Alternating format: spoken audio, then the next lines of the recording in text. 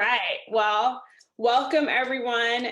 This is the Foster Awareness Digital Symposium. I'm Rachel Burnside, and I will be hosting this evening. This series is actually going to be between Facebook as well as Instagram, and our first part is featuring Miss Natalie Thomas, who is a dear friend of mine, and she is also one of the founders of Katie Moms Network. Natalie, tell us a little bit about Katie Moms Network. Yes, thank you. And I love you too. You're like one of my best friends. Thank you for having me on. Katie Moms Network is a platform for local moms here in Katy, Texas, which is a suburb of Houston. And it's really just a place where moms can go to for information, support, encouragement. We just feel like we've built a really cool platform and community for local moms here in Katy. So we're really proud of what we have built and are still building. Awesome. I can tell you guys that Natalie is an amazing mom, and she's connected with so many moms in Katy and really inspires those mothers to just be themselves and have a sense of community between, not only each other, but just the city that they live in. And I think it's absolutely beautiful. One of the reasons why I wanted Natalie to come on is because she is like a mom to her core, loves being a mom, and loves supporting moms. And from the moment we met each other, we instantly had a connection, and we really started talking, and believe it or not, guys, in an interview, because we worked together and she interviewed me. We started talking about being a mom there, and I let her know that I was a foster mother and that I had adopted. And so she's actually been a part of my journey and has learned a lot about the foster care system, I think, through our friendship. Natalie, tell us a little bit about kind of like what your thoughts are on foster care since our friendship and just different things that you might have noticed. Totally. First of all, I think it's just so cool that in your interview, I don't know if you had told anyone that you were a mom, and I feel like I just like brought it out of you because I feel like that's what moms do. Like moms just connect with other moms. Do you know what I mean? And you just so openly shared with me, and I feel like that's what I connect with is when somebody else is open and honest. And you just always have been about your journey in motherhood. And you were my first friend who I've had friends who have applied, to do foster care. I've had friends who've like looked into adoption because of infertility struggles and things, but you were my first friend that I really like walked through it with you. And I know that I wasn't there for the full scope of your journey, but I got in at a really exciting time, which is like right when you finalize your adoption with your little boy, and having to giving me the opportunity to be there with you, Rachel, like that meant a lot to me, and I got to bring my daughter Harper. It opened up like such a beautiful conversation with her about what foster care and adoption means, what it is. She still talks about it till this day, and it was just really special. And so I've just really loved being on the journey with you and getting to see it through your eyes and sit in that with you, whether that it's ugly and hard, which it has been at times, and scary, and then when it's like beautiful and joyous, like the pictures you sent me last night, where they're all together and y'all are so cute and happy. And so it's been a really beautiful journey. Yeah. I think one of the conversations that stick out for me is when we had kind of some talks about my feelings towards certain questions that I get or comments that happen. And the reason why I titled our session "We're All Moms" is because I think you're one of the main people in my life that has said, honestly, it doesn't matter how you became that baby's mom, you are a mom. And so for those of you watching, there's a lot of questions that people have. And I think, sometimes it's just because they don't know or this is new to them. And that's why this is important, this awareness piece. But they'll say things like, don't you want a kid of your own? Or you're going to regret not carrying, just different things like that. And I'm sure those of you that are foster parents have heard this, and it can be offensive. It's a little invasive as well. And Natalie has been someone that has been super supportive in just saying, this is just the way that you became a mother. Mm-hmm. You kind of speak a little bit kind of to that and how you view like being a foster mom, just being the same. Oh my God. I just don't know why people don't view it as that. Do you know what I mean? And I think maybe for some moms who have only obviously biologically carried, they think that bond is more literally biological than it is anything else. They think, oh, well, I grew this baby and it came from my body. And oh, that's why I'm so connected to this baby. And that's why I am just so head over heels in love with this baby. And I think you're living proof that actually, no, that's not the case, right? I mean, I'll never forget that conversation you and I had in the car. And you were like, even you in the beginning of your journey, if somebody would have told you that you would be this content in with your babies the way you got them, and that you would never carry, you would have been like, no, I'm going to carry, like, I'll never, but you felt in that moment, I will be okay if I never carry a baby in my body. And even before that, though, I don't know what it is, and it's not because I had people in my life who were adopting or, going through foster care, but I just always saw it as such a big service of the heart that's not for the faint of heart. I've always said that I don't know if I could do it. I know you say, Rachel, that I could, but it's really, it's a lot. I almost think that foster moms and adoptive moms walk even more than we do as biological moms. And it's just like, even your babies look like you. Do you know what I mean? And it's, yes, they were born and grew in someone else's womb. Okay. But that was a child that was meant to be yours. Like, you were meant to be those kids' mom. And I just think it's weird when people don't see it that way. But you're right. There are those little comments that I don't even think people mean to say, but it's even as simple as, you remember when you and I talked about how different it is when somebody brings a biological baby home versus when someone adopts. Like, even that is different. I think we're starting to see the shift and the change, but how you immediately go over to this mom's house who just had a newborn, you cook them this dinner and you give them all these things. And that's not always the case when you bring home an adoptive kid or a foster kid, and they need just as much, if not more, support, I think, than if you just had the baby, from your body. So it's those things I think we need to make a shift in before people are like, see it how we see it, I think for me, I mean, just like we hear this all the time, it takes a village to raise a child. And I think it's important for people to recognize that even foster children and adoptive, children, it still takes a village. And I think a lot of times what I've found in my journey, and I'm not saying I don't have super supportive people, because I do, but I found a lot in my journey that people do not give you that same credit, respect, or assistance sometimes. And recognize that you're a new mom and it doesn't matter. Yeah, my body didn't have to heal, but it still is an adjustment. And so there is a period where you're learning things and you're growing, you're learning this new kid and your life has changed, and you still need people to check on you. You still need people, you know what I mean, to do the things that they would do if you created a life. Mm-hmm. And what I've found in our friendship is that you've done that. And I there's been moments that we've shared, like even when I remember seeing my girl's picture in a broadcast, which I'll talk a little bit about that later, but no, I knew that they were my daughters immediately. And I remember telling you, Natalie, I cannot stop thinking about them. No. Can you kind of, from your perspective, tell that kind of story? Yes.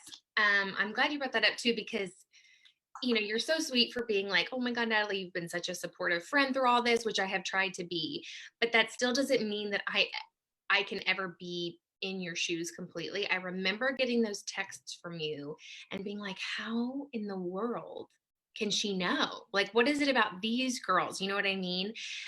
But now that you and I have had, how many conversations have we had where and that's what I do love about our friendship, is you just let me ask questions. Like, we've sat on the phone many, many times and I've just asked you hard questions and deep questions about your foster care journey and your adoption journey. And I think that is what helped me understand it more. But I remember being like, how does she know? Only you can know. Only like, and I get it now, because how many broadcasts do you get, right? And how many kids have you had in your home? But it was something about the babies that are in your house now. It was like your heart just connected. And that's what it means, I think. Yes, those babies were not born or they didn't grow in your womb, but they like grew in your heart. It's like your heart just knew that those were your kids. And so that's been really cool to be a part of, because I came into your life when Elijah's adoption wasn't finalized yet. And there was like, some back and forth even. And with that, and then with the girls, I just got to see you just I mean, going from 1 to 3 like you did and how you just handled it like a boss, it was so cool. And I just love those babies. Like they're mine too.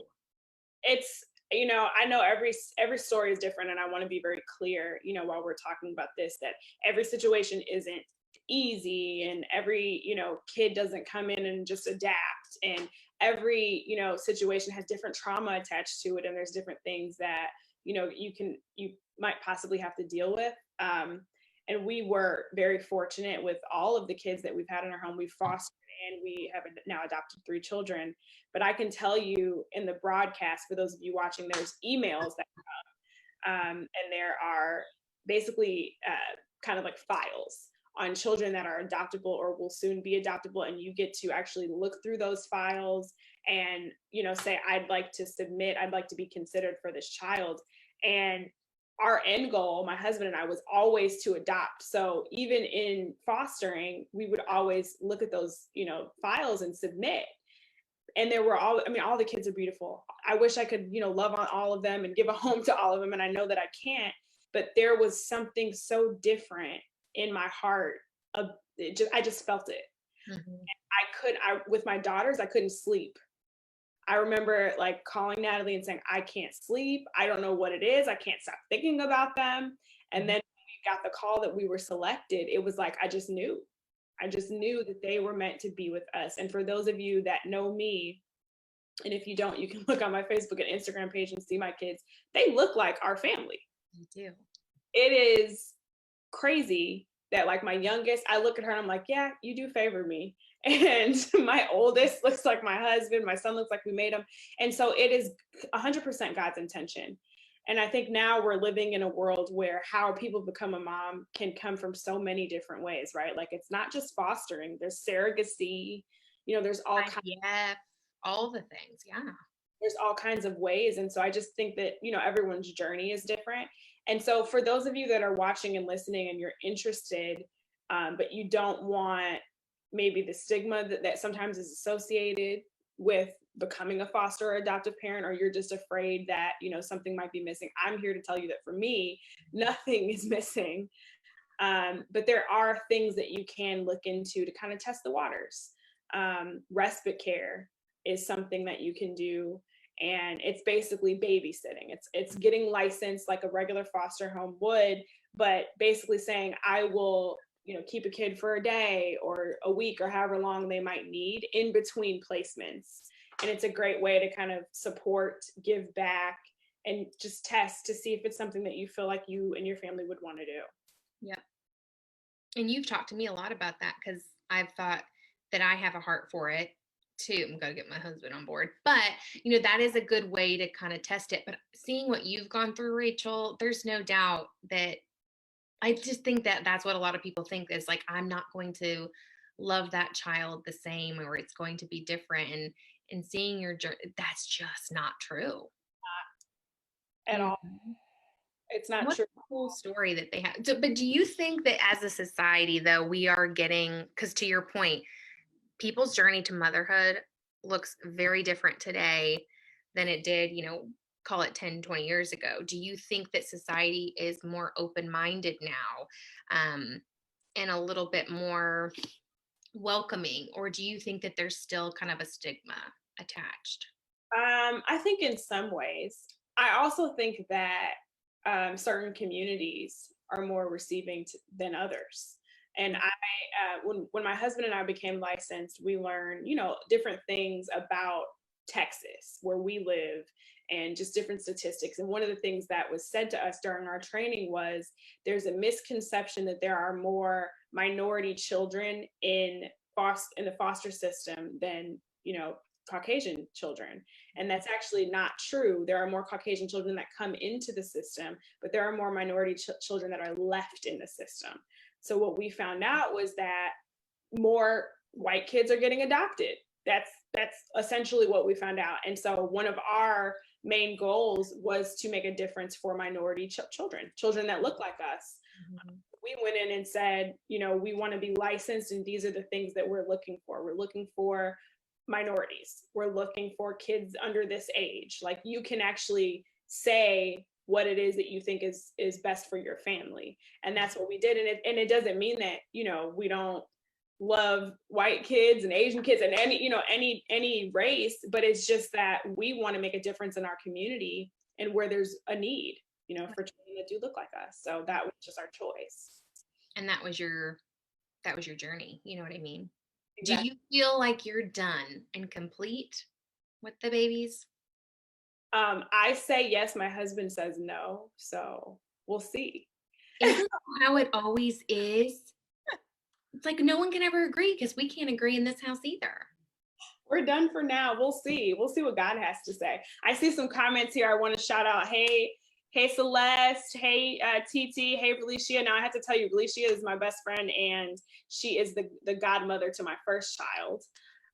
So I love her too, because I got to meet her when she was visiting in Houston. And that's something that I want to say too. It was important for us to keep those same types of relationships that we would if we'd birthed. Like I feel like growing up, you know, you have your best friends and you talk about when you get married and when you have kids. And so like Felicia always knew that like my first kid was going to be her god kid. Like there's no question about it. She would have fought me if that didn't happen. She knew that that's what was going to happen. And so I wanted to make sure that I still kept those relationships and that, you know, that honor was still given to the people in my life that I feel like deserve that honor.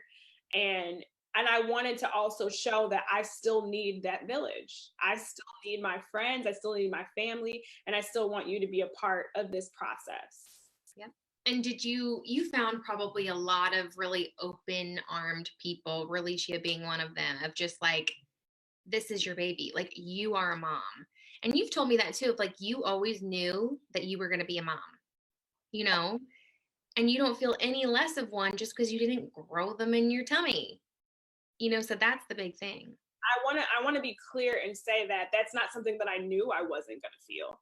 Like I went into becoming licensed, to becoming a foster mom and adoptive mom, thinking that this is something that I really have a heart to be a part of and I want to contribute in some way. I didn't know how it was going to turn out.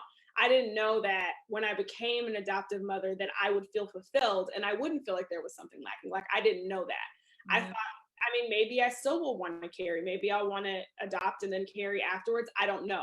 What happened after I adopted organically just happened. It wasn't something that I planned.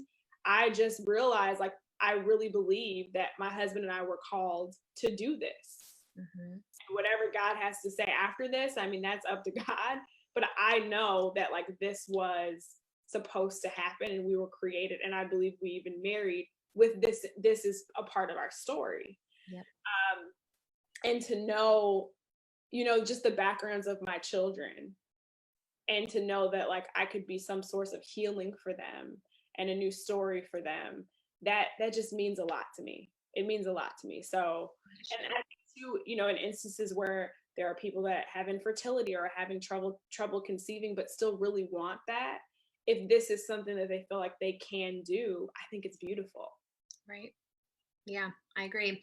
How would you tell, like, if somebody feels like they might have a heart to do it, what do you think their first thing should be, besides obviously talking to their partner? Because you really do, don't you have to like both be on board, Rachel? It was like, it took you and Carl both being like, this is our mission, right? So once you get that down, then what does somebody do? Yeah, I mean, the first step is definitely figuring out in your state, like kind of what the different laws are and systems are in your state. So you need to know like what you need to do to be licensed. You can go through the state or you can go through an agency. So you've got to kind of figure out what agency you think fits you best. Shouts out to Lone Star, who is our agency here in Texas. And from the moment we got licensed, I mean, we had our first placement, foster placement, not even a week after we got licensed. And we had our first 2 children and we had siblings in our first foster placement. Probably, how many months did we have them, babe? It was like 3 months, maybe. It wasn't that long. When they ended up going back, I mean, it was really hard, but not even 24 hours later, we got a call for our second placement. So it's been from the moment we got licensed, it's been nonstop of either foster or our now children. were in and out. Our son, who we adopted first, was actually placed in our home when we had 2 foster placements still in the home. But we were like, I mean, we didn't really want to sign up to have 3 kids at the time, but we were like, adoption is the goal. So if we get a yes to adoption, then we have to take our forever. So he remembers, you know, the first 2 foster children we had, and he has seen them leave, and then, you know, he's seen our daughters come in. And so that's what I was going to say. How, don't you think that's a really cool story that they get to, that's part of their journey, and they get to talk about that when they're our age, you know, about what you guys have done in your home. And you guys should be just so proud. I tell you that all the time, but I don't think I tell you enough just how proud I am of you and Carl. Just how, you remember when you said that somebody who was interviewing the girls, because you have to go to those, right? You can talk more about that, but how they were like so impressed with how well that they were doing. And that is you. And that is Carl. Like, that is you guys. And when I met each child for the first time, like, I just felt a warmness and a love with all of them. And especially the littlest one, the little girl, like when she just embraced me, it was like, oh my God, like this little girl, like, it's like her soul is almost old. Do you know what I mean? Like, I'm like, she's got like a deep soul. But they just all just, I can tell being around them that they feel so loved and so safe. And that, as a baby, that as a kid, that is all that you can ask for. If you are safe and protected and loved, done. And y'all have done that with those 3. And it's just been really cool to be a part of y'all's story. I mean, one of the things that I like to do is go back. I keep a lot of pictures, and I just told Carl yesterday that I want to start scrapbooking. I like to do that, and I haven't done that in a while, but I want to create books for them because they don't have pictures from when they were babies. They won't have those memories, and I want them to at least be able to say, well, this is when I was 3, and this is when I was 5, and just start creating those memories from then. But I know I look back on a lot of the pictures from when they were placed or when we met them, or even the broadcast pictures, and then to see them now. I mean, it's a world of difference. They look different. Yeah. And I just think about even videos that I look at from back then, their personalities and their progression. And it's natural for kids to grow up and progress, but you can tell a difference in a home where they're receiving love, and how they are, how their character is, how their confidence is. Like, all of that is important. And I think that's what people need to hear when it comes to foster care awareness. Like, all these kids need is love. That's all. And I think that's a big misconception too, is I don't have enough for these kids, right?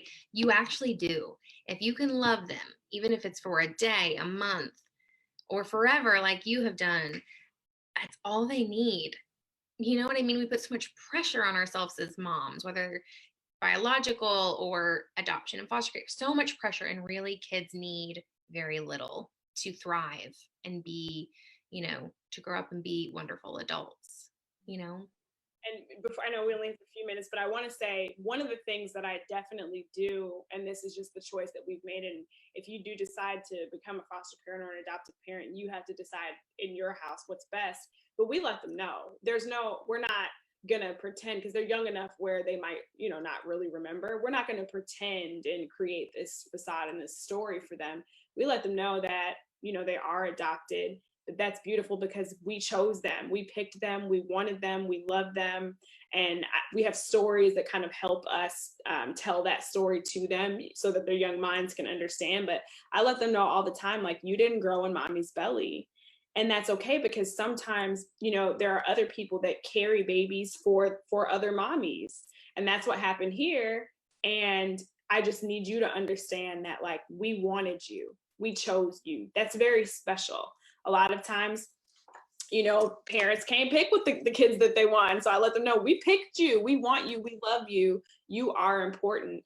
And they say affirmations every night. They pray and then they say affirmations. I am smart, I am brave, I am wise, I'm chosen, I'm wanted, I'm loved, because I want them to grow up and recognize these things and remember these things and feel these things. Mm-hmm. I love that. I remember you sending me video when you said the affirmations. Made me remember when we first started working together. You would text me videos of Elijah saying his prayers at night, and some of the like affirmations that he was saying. And I always knew you were a great mom, but that was when I was really like, oh my God. And I've seen such a change in him too. And the girls, like, they're just good little beings. They're better behaved than my stinking kids. Uh, but like our kids have become friends too. I also come from a mother who didn't play that. So my kids know I don't play that. They are, but I don't play that. So they know how to behave. But I mean, it's nothing but God. All of this has been ordained by him, written by him. It is clear. And I have to say, I see my spiritual pops on here. Hey, Pastor Danny, we see you. He actually did the christening for Elijah. So once we completed the adoption, we went back home to Chicago, and that's a part of our story. And so the things that, like I said, we would do if we birthed a kid are the same things that we want to do, even though we haven't. Now, we did have to complete, our daughter's process during COVID. So we can't do that yet, but definitely that's going to happen as well, because that's important. And we want them to have those memories and understand that we will go the extra mile for them, just like we would if we birthed them. Yep. Same experiences. And you're a mom regardless. And you're a good mom, Rachel. A really, really good mom. Thank you. I appreciate it. Well, you guys, this is only part one of the symposium today. So this is just the first part. We're just getting started. And I thought that this was the great kickoff. I really wanted, Natalie to be on here because she's been a part of my experience and my journey, but because, like I said, she is an advocate for mothers. And I wanted her, being an amazing biological mother, to kind of speak to us all being moms and the support that we need as foster and adopted moms. So Natalie, thank you very much. And I want everyone to connect with Natalie on Facebook, Natalie Thomas. You can find her on Instagram. You want to tell them how they can find you and connect? Yes. So you can go on both Facebook and Instagram. It's Katie Moms Network. And I know obviously the name Katie, Texas, very local, all the things. But you can follow us regardless. Like, we have just such good, I think, relatable content. Like, moms just get other moms. I would love to connect with you guys. And Rachel, thank you so much for letting me be a part of your journey and to be on with you tonight. I had so much fun, and I feel like I, just was talking to you like we do every day. I'm super grateful for you being here. I just spilled water all over, so sorry, guys. The next part that we're gonna have is going to be with my dear friend Edilah. And I actually have another special guest that will be on that I am going to meet the first time virtually. So I would love for you to jump on for part 2. It will also be right here on Facebook, and it will be live in the next 10 minutes. So make sure you stay here on this page, share this video, and you guys do your part to support. If you want to know how you can support, watch, share, like, and get the word out, because this is foster care awareness, and we really want to bring attention and awareness to foster care and the needs that are there. I'm going to be answering some questions coming up later on Instagram, so make sure that you join the Q&A portion, and I'll probably just be doing some popcorn and letting people come on video with me to talk and ask questions then. But then I will also have 2 sessions, one of which is with Foster Village Austin. And Natalie is familiar with Foster Village because she's worked with the Houston chapter. They are an amazing organization that is really, they're a support system for foster parents everywhere. And I'm going to share some of how they've supported me and kind of what they do and how you can get involved with them as well. So again, share, stay tuned. Thank you. This is just part 1. Yay. Thank you. Okay. We are live and we're back. Okay, there we go. You guys, welcome back. This is the Foster Care Digital Symposium, and this is the second part, featuring my friend Edilah Jordan and my new friend Javonna.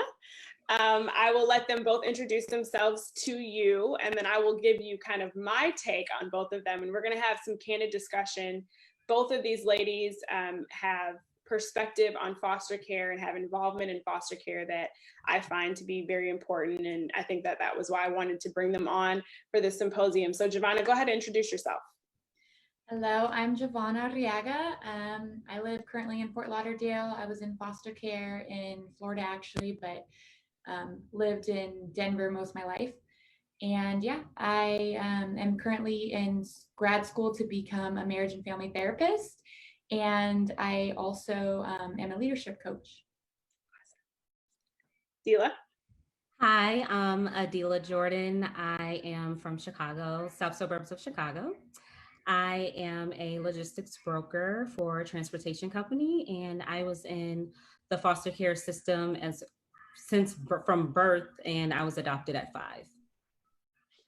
And so I just want to say, before we even get started in conversation, Edilah is one of my dearest friends. She's a gem in my life and is very important, not only to my family, but to my children. But growing up, knowing Edilah, we went to high school together, we went to college together. She's always been very transparent with me about her journey through foster care and adoption, and has a wonderful family who I love. But she has really been a voice for me as I navigate being an adoptive mother and a foster mother, even in simple things like naming my children and the meanings that I give to like keeping their first biological name as their middle name, and different things that I was able to glean from her and her life. It's been really special for me. So thank you, Edilah. But why don't you, Javonna, go ahead and kick us off and kind of just give us some background on even in simple things like naming my children and the meanings that I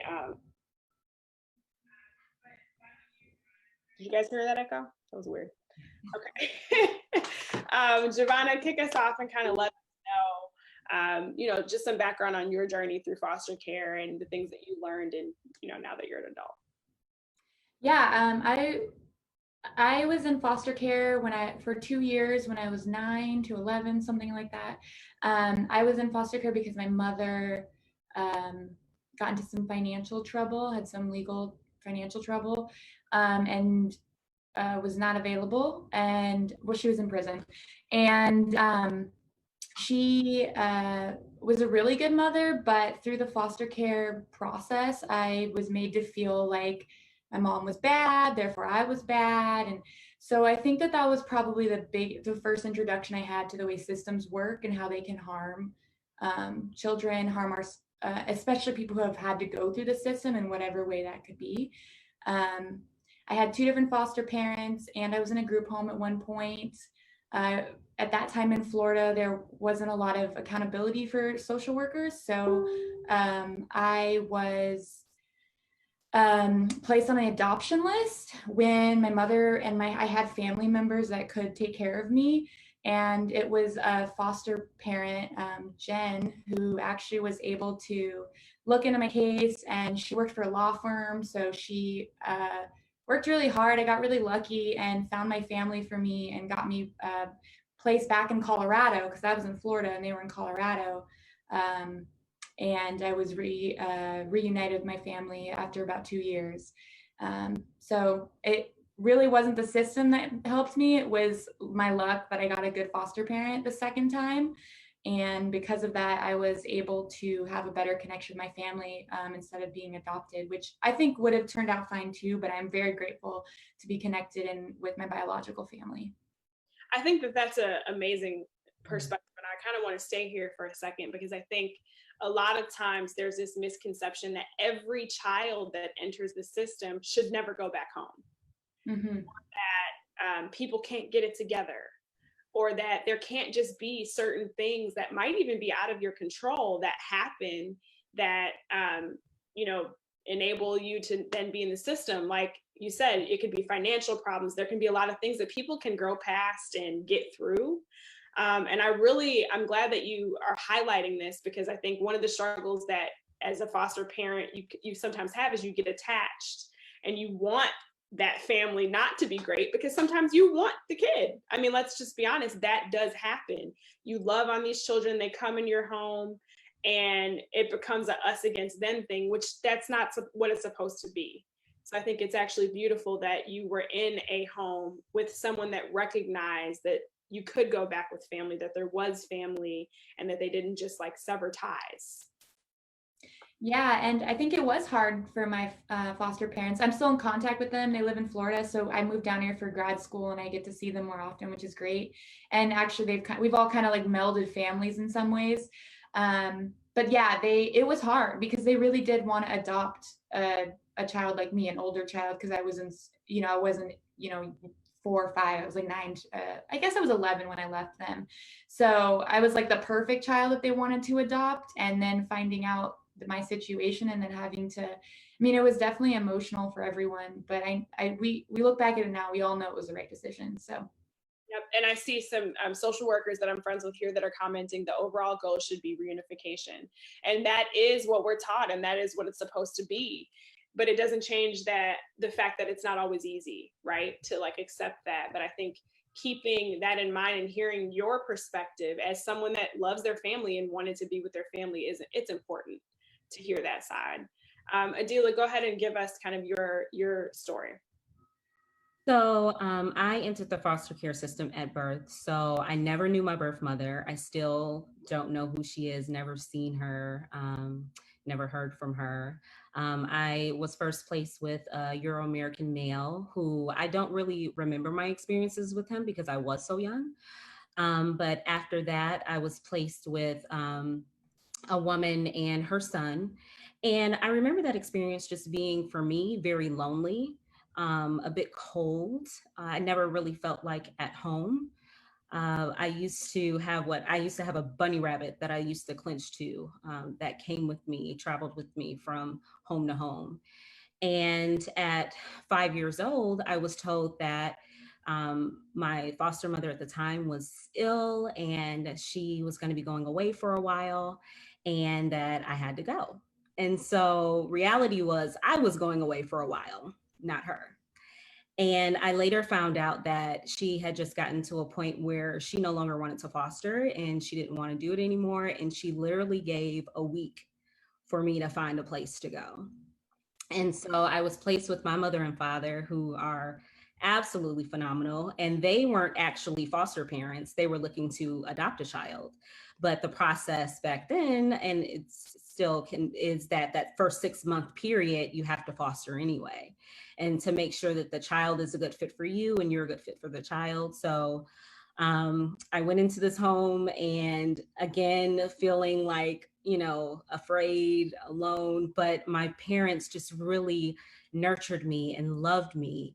And they even threw a party for me to welcome me to the family. And my mother reminds me that immediately I called my dad, Daddy, immediately. And then eventually called her mommy, and they've just been amazing. My father now, he's a pediatrician, and my mother's a pastor now, and they just really paved my way to success in my life.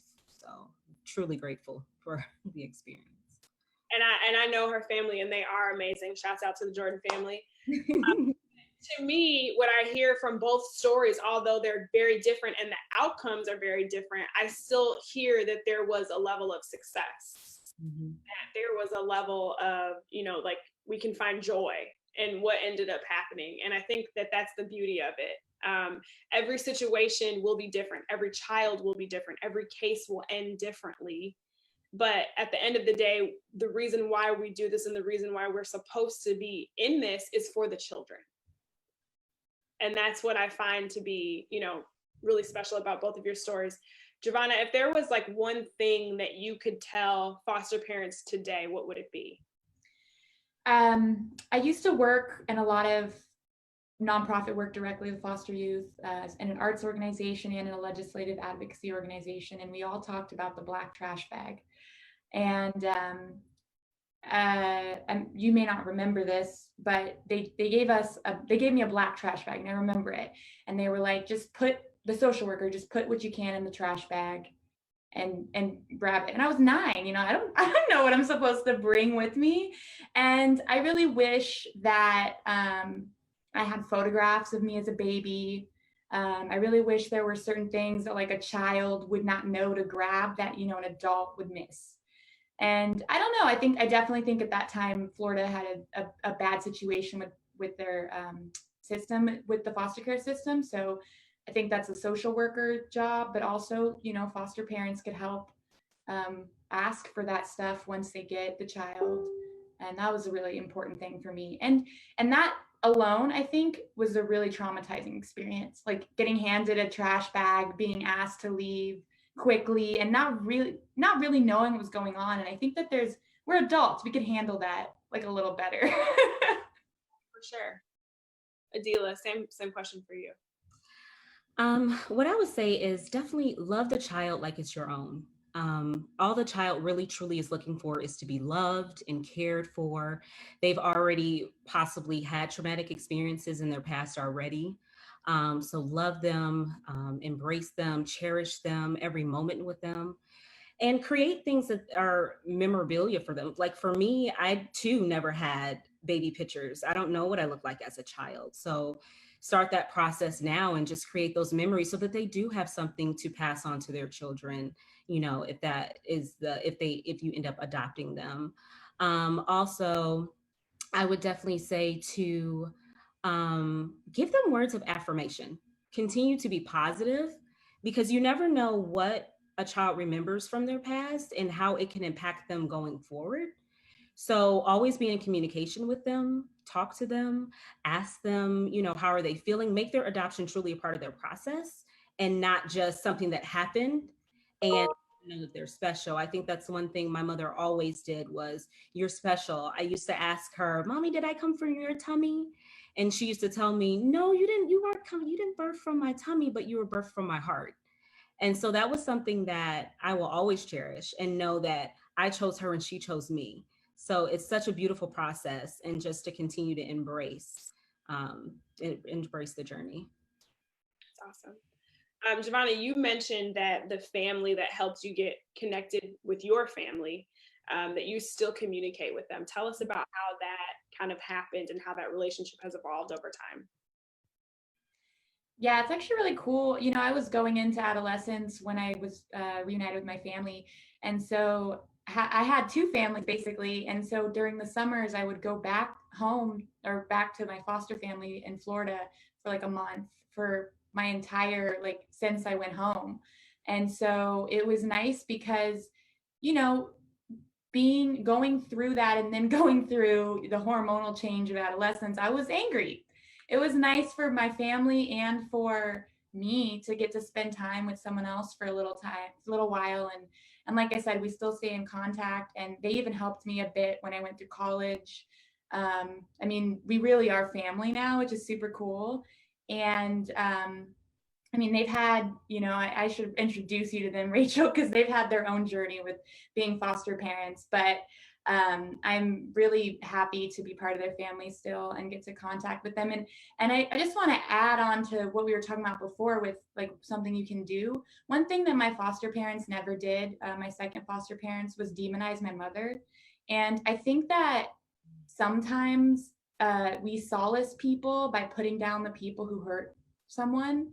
And I would just really highly recommend to anyone caring for foster children to never demonize their parents, because those ultimately, that's part of that child, regardless of whether they ever know them or knew them, or and it just, I think it really helps the healing process in the long run. And again, since my foster parents didn't do that, when they did find out more about my mom and my family, it was easier for them to help with the reunification because they never demonized them. That's beautiful. I can say from my own personal journey, you know, we've fostered several children and then ended up adopting 3. And of those children, 3 of them are our godchildren. So we were, you know, able to still see them and talk to them and check on them. And I think that that's something that's really beautiful. And hearing that you still get to spend summers, or you did spend summers and you get to go see that family, that's inspiring for me, just in, you know, seeing my own relationships, and hopeful that I'll be able to have the same. I said this in the last video, every story isn't the same. Every child isn't the same. Every family isn't the same. There are situations where the kid might go back and that might be it. And I think when you enter as a foster parent, you've got to be prepared for that. It's okay to take a break in between children. Like, these are things that, you know, I think we have to remember. You know, we had one placement where the family was rightfully so upset. They didn't want their child to be in the system. And because of that, they didn't really like us. And that happens sometimes too. You know, sometimes there are foster and adoptive parents that demonize, unfortunately, the biological. And then sometimes it's, you know, the other way around.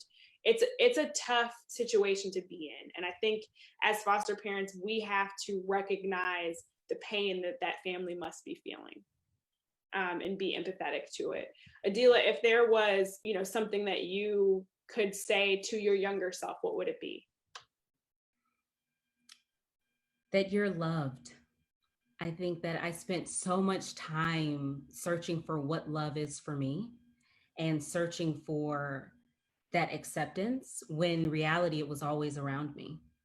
And so I would tell her just to look up and realize, don't be resentful. I used to resent my birth mom. It literally took me until the past few years to just say, why are you mad about something that someone who you've never even met in your life, you know, why are you still upset? Why are you angry? And look at what God has placed in your life.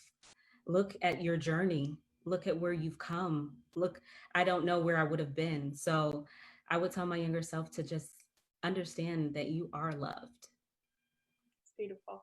How has it been, as one of my dear friends, seeing a friend now kind of have that experience as an adoptive parent and as a foster parent? First of all, you and Carl are like the most amazing parents. I've watched you, you know, have several sets of foster children, and you've literally embraced each of them like they were your own. And so to watch the love and care and compassion that you have for the process, and the fact that your three beautiful babies now, first of all, look like you, which is crazy. Which is like my family. I look just like my family. So they look just like you. And so you know, your children are near and dear to me. They have a special place in my heart. Just knowing what they've gone through. One of their stories is very similar to mine as well. And so you know, I'm in awe all the time of just to see where you all have come from and the parents that you all are. And your children are just as blessed to have you all as you are to have them. Thank you. Javonna, for those that are interested in supporting foster children or want to be involved, aren't quite sure how to, what advice would you give them? Ooh, well, make sure you've done your own work first. I think, I mean, and that's for any parent really, but we don't know how our own trauma affects other people, and foster kids have their own set of special trauma. And so, I mean, one of the big ones that I have had to deal with is feeling like a burden. And I think that we all kind of feel that way in society. And so making sure as an adult that you've kind of done your own due diligence on your own history, and that you are prepared to check that at the door, or at least have it healed enough that when it enters, it's useful. What about you, Edilah? Can you repeat the question? Yeah, if for those that are interested in foster care and want to be involved in some way, might not necessarily know if they're ready to be parents, what's some advice that you would give them? I would tell them to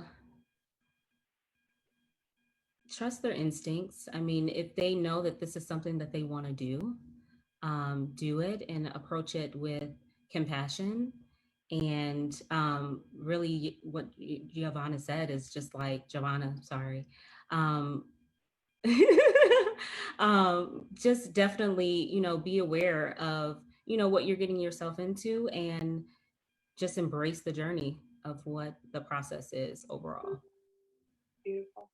I said in my last video, it takes a village, and it really does. And so I'm grateful, one, for both of you to come on and have this conversation with me and, you know, be a part of this online village. Edilah, thankful to you for being a friend and being a part of my journey. I have to shout out Courtney, because Courtney actually connected me, and she's one of my besties, and she connected me with Javonna. So again, it does take a community, and I'm just happy that you guys were willing to share, to kind of talk a little bit about your story. That means a lot to me. So thank you for that. Can you let everyone know how they can connect with you and kind of support anything that you're doing? I'll go first, sure. So yeah, like I said, I'm currently in graduate school to be a therapist. I'm not quite ready to offer those services, but I do work as a leadership coach, and I also run a Facebook group called Empowering Marginalized Leaders. So feel free to join that if you feel like you fit that category. And check out my website, JavonnaArriaga.com. I also run another social media project called the Both And Project, and that's on Instagram. So it's just Both And Project on Instagram. Yeah, and all of those are ways to contact me, or if you're looking for someone to deepen your connection with your leadership voice, feel free to contact me as well. Awesome. Edilah. And let me just say, Edilah is an artist. Girl can paint and draw, and she is the bomb. So if she don't call herself out, I will. Go ahead, Edilah. If you would like a painting or any art, I can be reached on my Facebook page, which is I Am Artistry. You can email me directly at IamArtistry18. And any personal inboxing in regards to foster care, adoption, any questions that you might have. Instagram, my handle is Favored by the King. Awesome. Thank you, ladies, so much. Again, this is part 2 of the symposium. We're going to head over to Instagram next. So please meet me there at The Only Rachel is where you can find me. I'm going to be doing a live Q&A and bringing on some guests that might want to pop in. And then we're going to be talking to the founder of Foster Village, which is an amazing organization that I definitely want you to learn about. If there's anyone that's interested in becoming a foster parent, this organization is one that you really want to know, because I have to tell you, they really supported us through our process and our journey. And then last, I'll be talking to another one of my friends who happens to be a supervisor for the state of Texas. So she is going to speak kind of from the caseworker perspective. So again, thank you, ladies, so much for joining. We will have to do this again, because I think that there's even more meat to your story, and I'd love to hear it. Appreciate you, and I'll see you guys on Instagram. Thank you. Thank you. Do part 3 here, and this is going to be a live Q&A format. I might even bring some of y'all on if you want to come on and have a chat with me. Part 4 is going to be awesome as well. How do I pin this, guys? Part 4 is going to be awesome as well. We're going to have Chrystal from Foster Village come on, and she's going to chat with us. There we go, pin. She's going to chat with us, and she has been extremely instrumental in the journey that my husband and I have had in fostering, and she doesn't even know it. So it's going to be great to really have a conversation with her and really just tell her thank you. Hi, God bless you as well. Thank you for joining. Please share. Y'all come on back in. Those of you that were with me on Facebook, thank you for coming back over here to Instagram. Make sure you share and let people know we're live. This is going to be our Q&A segment. So any questions that you might have, feel free to start typing them, and I'll be able to do my best to answer those for you. Hey, girl, hey. And again, parts 1 and 2 are on Facebook. I kind of wanted this portion to be a little bit more about our personal journey, and by our, I mean myself as well as my husband. My husband's sitting next to me, and I'm gonna bring him on camera in a second here as well. Oh, look at that. But I wanted to be able to, be transparent as well with our journey through foster care and adoption. And if there are any questions that you would like answered, thank you, Soror. Thank you so much for tuning in to parts 1 and 2, and thank you for following us over to Instagram. I really appreciate it. Foster care it's something that we don't talk about enough.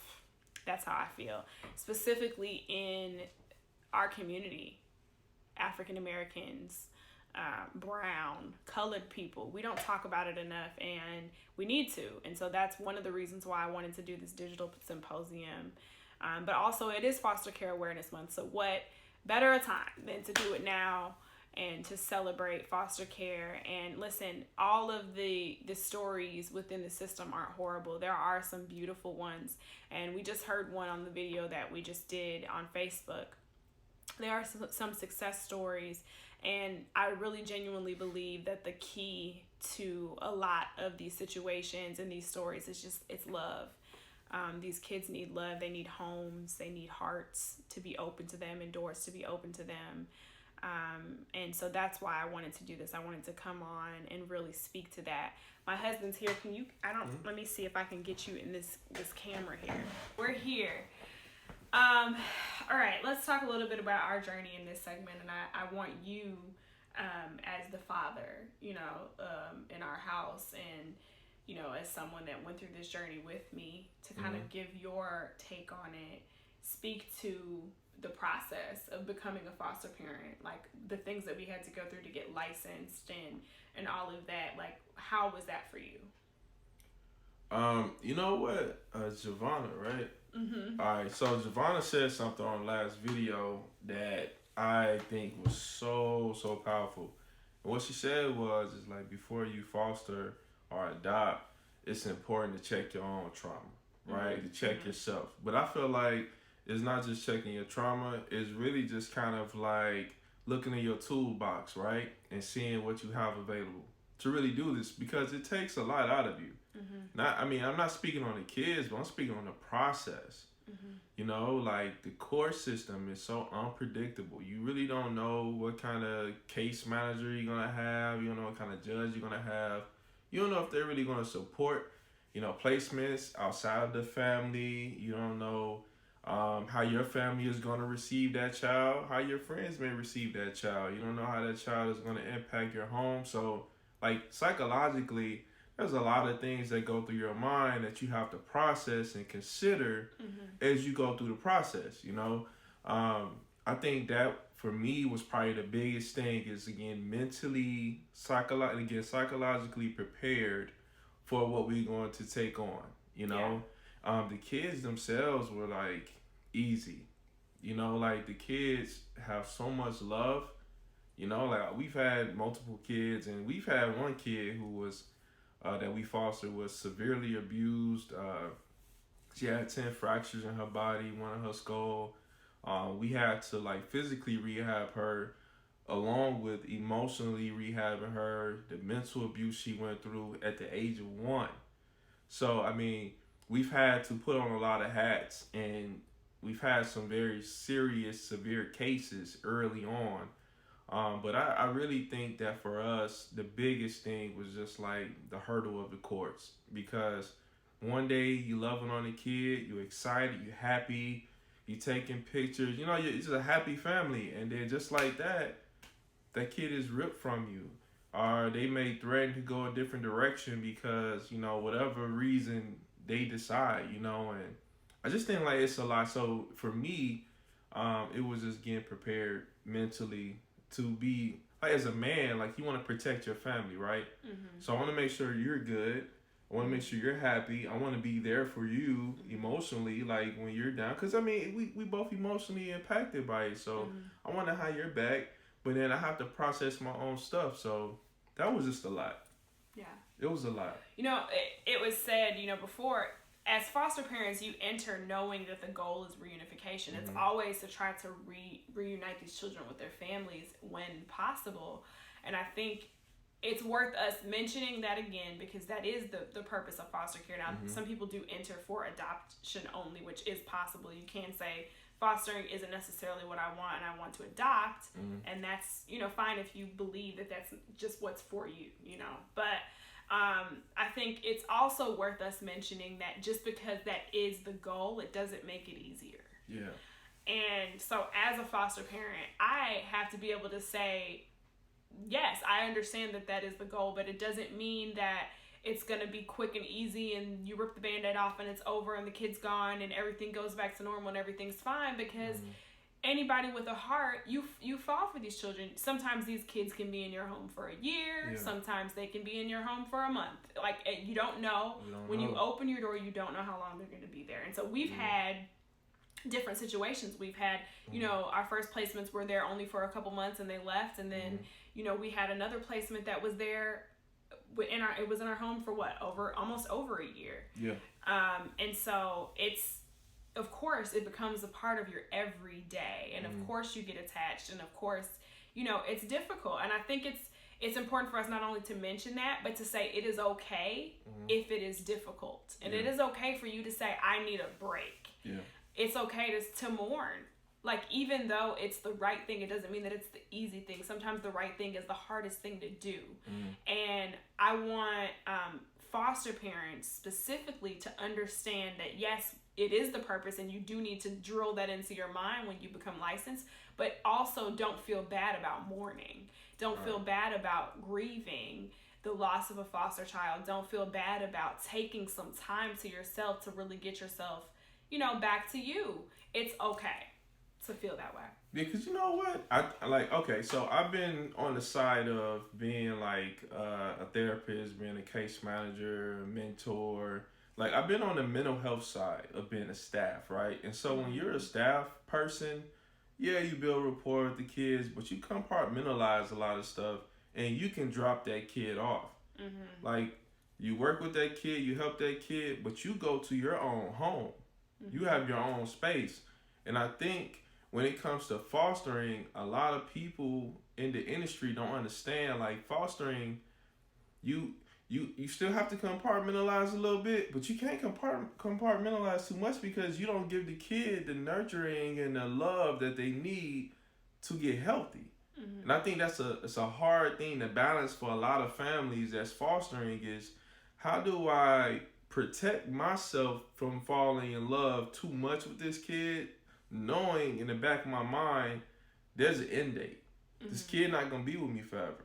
At some point they have to go home, and they have to go to wherever it is that they have to go. So you have to kind of like set some boundaries, but you still have to give that kid the love they need to be healthy. Like, kids at a very young age need love, they need affection. Definitely. They need you to care for them. So I think sometimes when foster parents mourn a kid going home, not being with them, I think sometimes people are like, well, you know, the importance is the family. I get that. It is what's important. It is.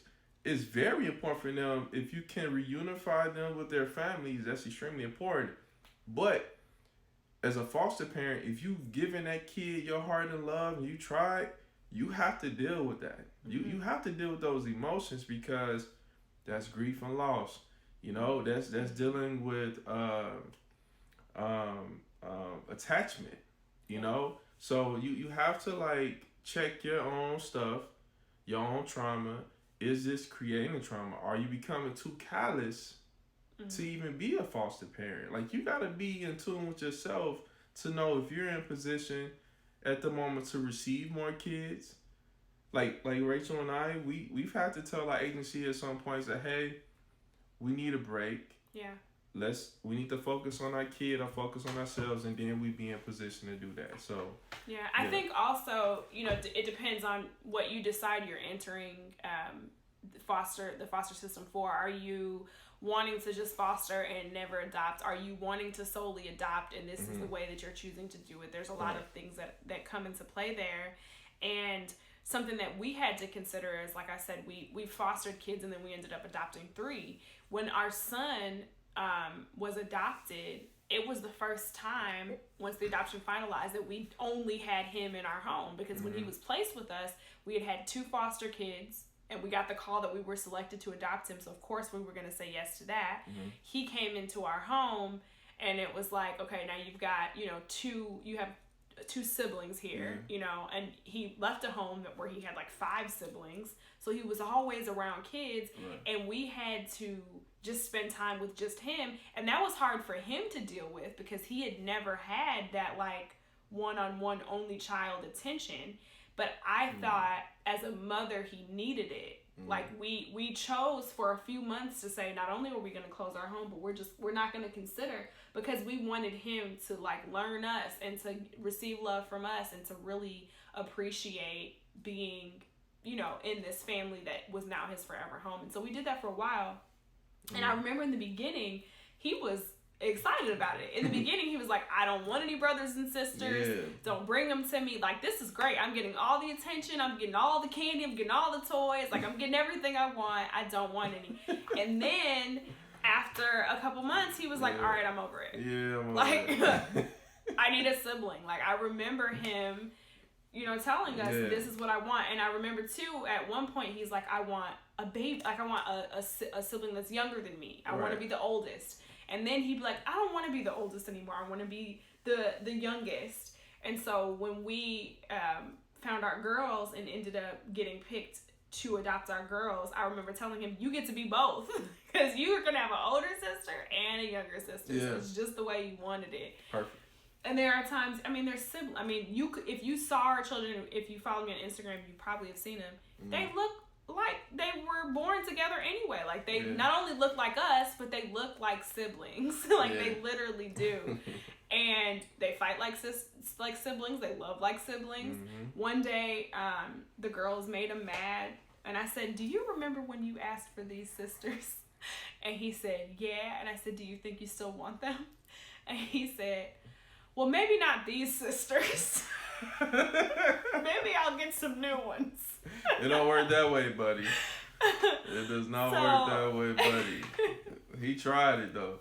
He tried it. But I say all that to say, like, every, you know, story is different. Every journey is different. Every child is different. And what you need to have in terms of time and therapy and all of that that's what you need to have. And don't ever let someone else's story determine what your story should look like or what's okay. And so that's why I want to be able to say, like, it's okay for you to need some time. Yeah.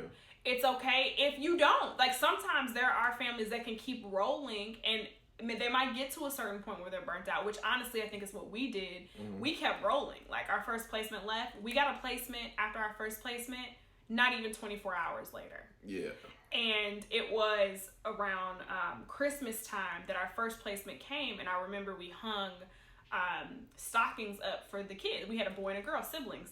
We hung them up. They went back before Christmas, and we were so sad. And then not even 24 hours later, we get a call for a little girl. She comes. We have her for a week, and we were sitting on the couch. We just put her to bed. It was the first night since she came into our home that she slept the entire night through, which was weird. We're sitting on the couch, and I'm like, we should take down the boy's stocking. And he goes, no, leave it up. Don't know why. Not even 10 minutes goes by, and we get a call from our agency for our second placement. So then we had a boy and a girl again.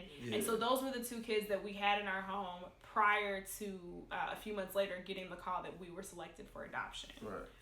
Yeah, that was crazy, man. Because when we got a little Juju, man, he was like running around in circles. And that's another thing. When you get these kids, you don't know the trauma they've been through. You don't know what their patterns, their schedule is. You don't really know that stuff. So, man, a part of it is that you have to make some adjustments. Okay, you got to figure out, you know, what their needs are immediately. And so with our son that she's speaking of, foster son, we just let him like run it out. He ran in circles like for hours. He was just running around the house. He was just like manic, full of energy, because he was like, he had anxiety, and then he ran himself tired, and he went to sleep, and he slept for a while. And so, you know, and then the foster daughter we had at that time, she wouldn't sleep at all. So, and then you don't know, like, if the kid went through abuse, if it was a male or a female. So, like, I know our first foster kids, the first ones, the little girl was young, but she was super attached. And I got attached, which meant we had to take turns getting up at night. And let me tell you, hey, shout out to everybody She was an infant. With infants. We had infants. Yeah. Making them bottles in the middle of the night. Hey, shoot, Shondo. Hey, listen, more power to y'all. More power to you, man. That little girl could eat. You hear me? She could eat, Jack. Man.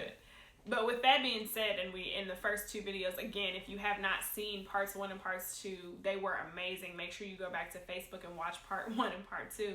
we're wrapping up here. We're going to have this Q&A session, and then next we're going to bring on Chrystal Smith, who founded Foster Village, so I'd love for you to stay through that.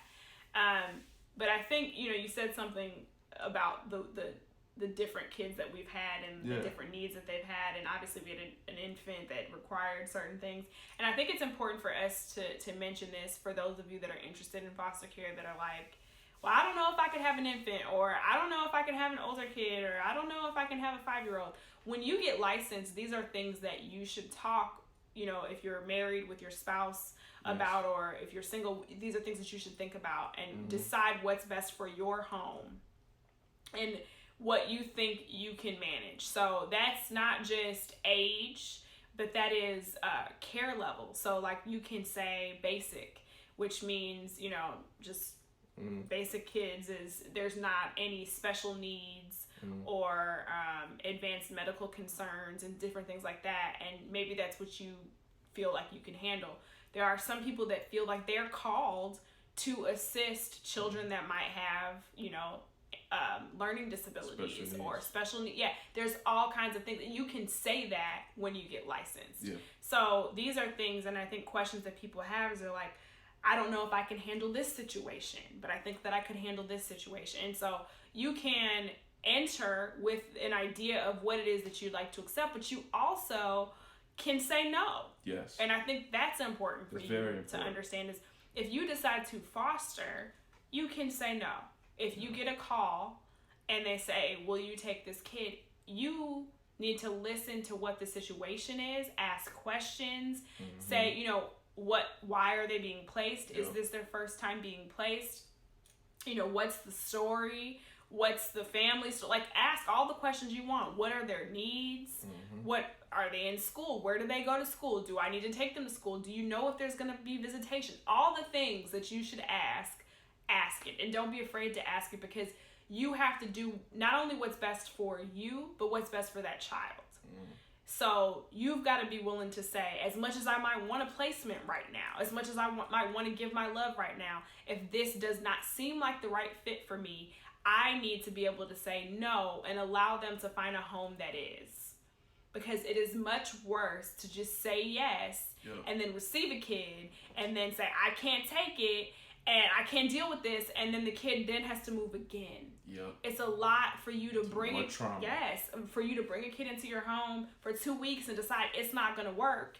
And then now the kid has to find another placement, and it's already been a lot for them to be removed from what they knew to come into foster care. So I think that's important for you to remember. Ask questions, say no. In the last video that we did, my friend Edilah spoke about her journey, and she, realized that the foster home that she was in when she had to leave abruptly had just decided they didn't want to do it anymore. And she was a kid and didn't understand that and didn't find out the true story until she became an adult, but recognized the feelings that she had around that. And I think that that's important. Like, you have to consider yourself, but you've got to consider that kid. And sometimes considering yourself is considering the kid. Yes. And baby, just to speak on that, listen, I love the agencies, right? They have a job to do. Their job is to place kids. You have these conversations with them. You want to be transparent and be honest, but they have a job to do as a place kids. So they may bring kids that's outside of the criteria they've used. For your consideration, right? You still have to say, hey, listen, I understand. I love the kids, but I cannot do that for the very reason that Rachel just said. Because, listen, don't let anybody tell you there's not an abundance of kids that need placements.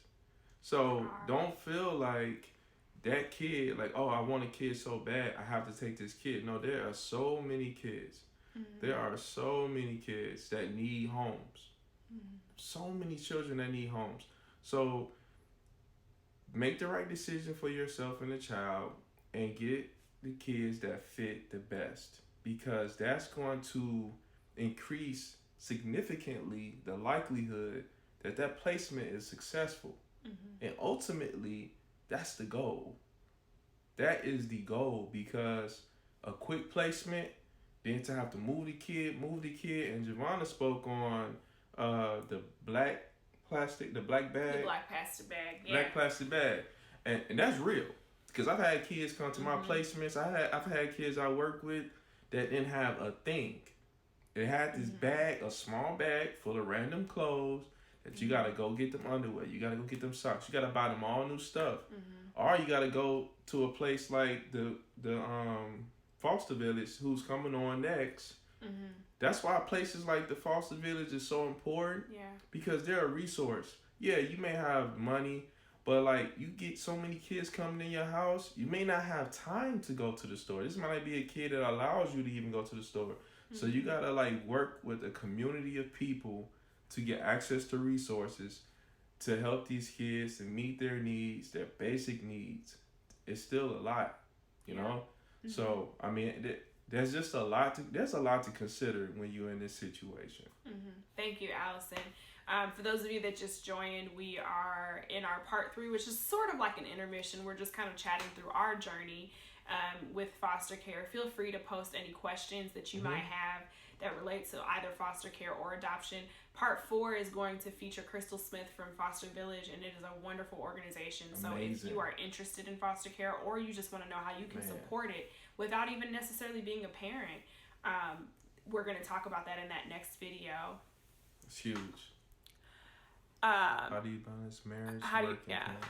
How do you balance marriage, work, and parenting? You want to take that one first? Go ahead. Sure. You know what? So it's really having your priorities in check, right? It's really you have to prioritize your marriage first and foremost, right? Because if we're not on the same page and there's a disconnection here, everything else is gonna fail. Because when I go to Rachel, something, there's a balance, right? So I have some days I'm up, some days I'm down, some days she's up, some days she's down. So when you're dealing with work, if you got stress at work, you come home, but you get into it, with your spouse, and then here come the kids. They have needs. So it's really like, okay, I got my marriage. I make sure I prioritize my spouse, invest there. I keep my job or career in check. That's the means to provide for my family, but that's not my life. I have my kids who need nurturing. So it's really denying yourself. It takes a lot of selflessness to be successful. And you got to take some days, some mental health days to take care of you. But really, it's putting your family first, and taking care of your family and balancing days to take care of yourself. Now, when you get into a point to where you're running on empty, you need to communicate and say, hey, love. Tag me in. Hey. And that's real, because I think in parenting especially, we definitely take turns. There are days where, look, I can't be the mom that I am meant and called to be today, and I need you to be the dad that you are meant and called to be, and vice versa. And we tag team it, and we share in responsibility. Something that I learned this year is I personally don't even talk balance anymore. And this is because someone that mentored me said this to me once, that it's not about balancing, it's about finding harmony. And the reason why is when you think of a balance beam is like this. And it's really basically trying to give something even weight. So it's saying I am balancing my marriage, my parenting, as well as my family evenly. And that means I'm having to divide myself 30 minutes here, 30 minutes there, 30, and really trying to strategically balance this. But it's really harmony. And the reason why is because there are going to be times where one thing actually is going to take more of your attention than another. And you've got to give yourself permission to do that. So you've got to be willing to say that today I am going to be 100% a mama, and all that other stuff has got to come last or second.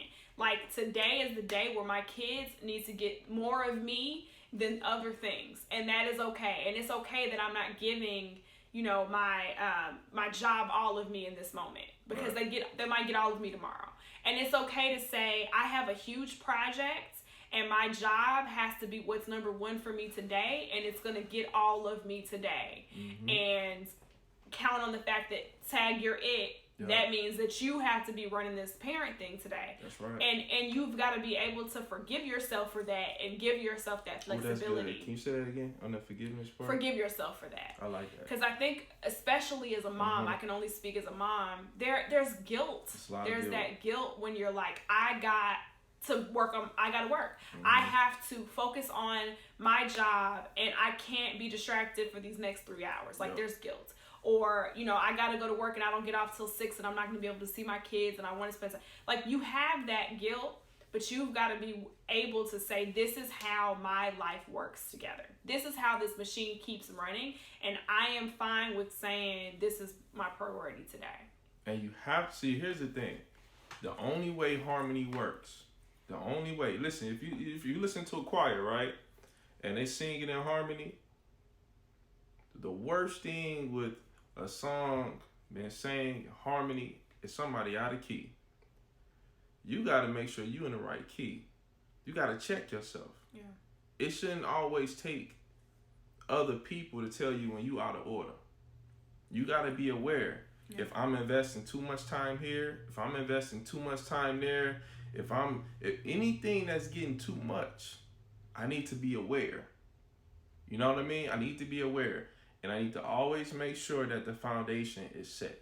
And I think we talked about it the other day. For us, I don't know, I can't speak on everybody because everybody's situation is different. But for us, our friendship is our foundation.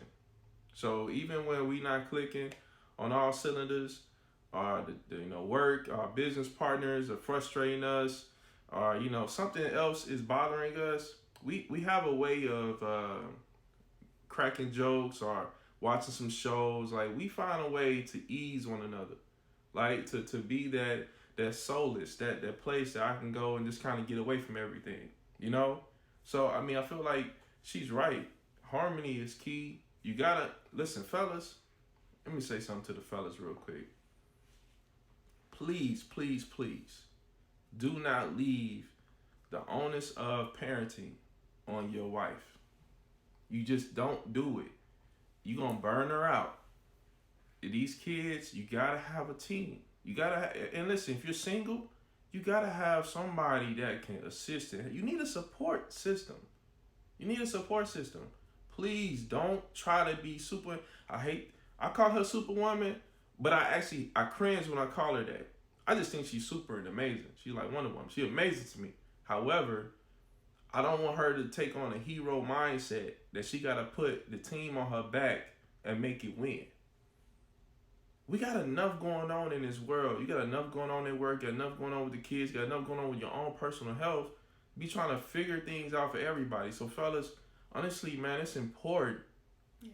It's important that, you take a part in the kids' lives in all aspects of the home and everywhere, cleaning, whatever it may be, because I think like the way society operates now, you gotta have some fluidity. Everybody gotta take a moment to do something outside of their comfort zone. It can't just be what you like to do and what you feel like you should be doing. Mm-hmm. You gotta work together, man. If you don't work together, it will fail. Yeah, that was good. Hey, Shema.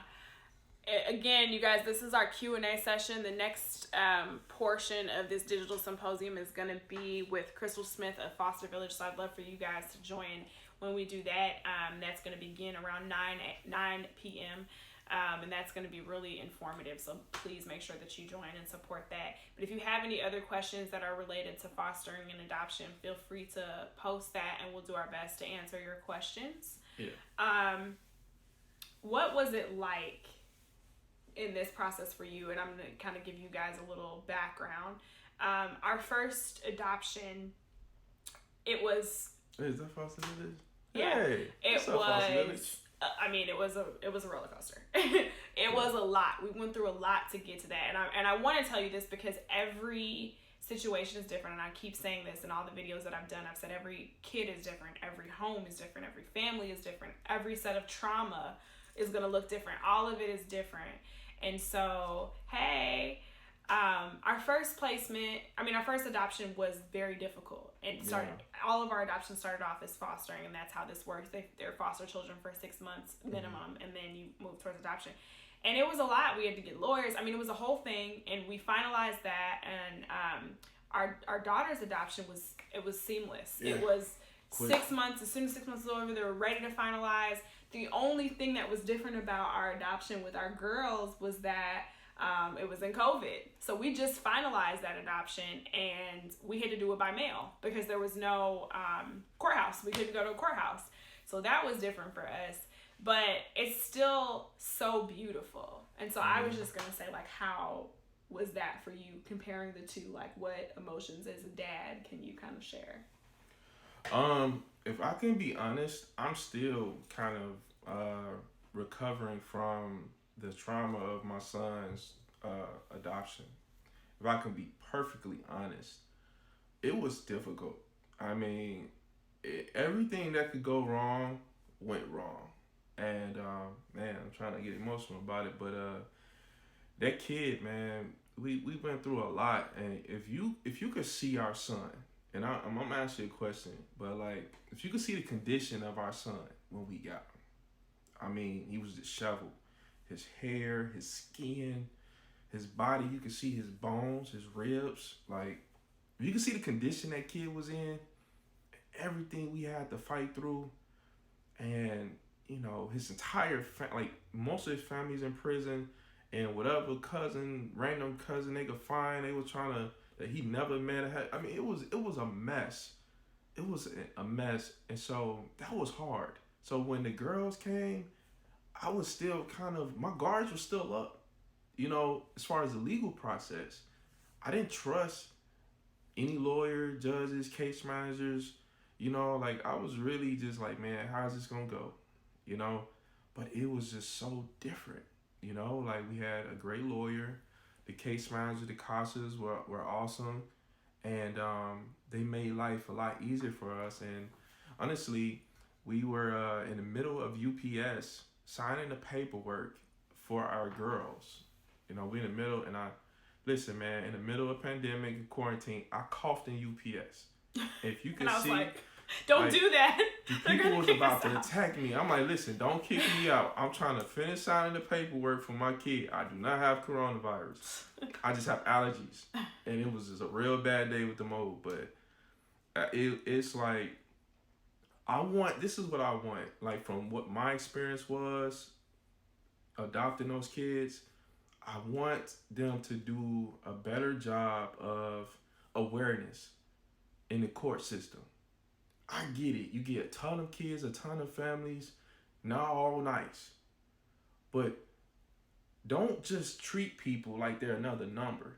Because for some people, like us, we may never have a biological child.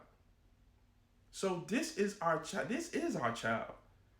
This is it. We treat it. This child is like biological. We might as well be in the hospital right now. She might as well be giving birth. That's what it means to me. For you, it may be another case, another number. But for me, this is my child. This is my lifeline.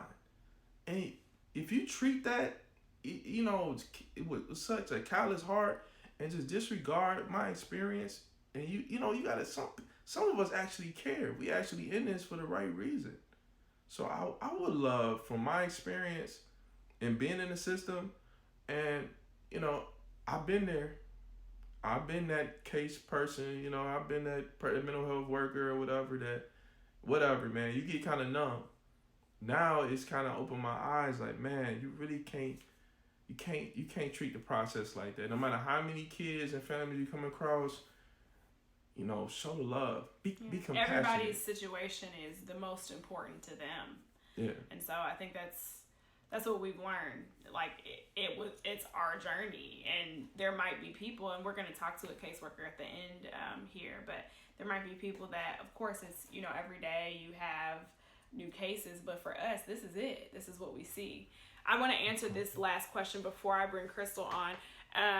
That's a good Can question. you speak to the need for foster parents for sibling groups so amazing that your kids weren't split up. Yes, absolutely.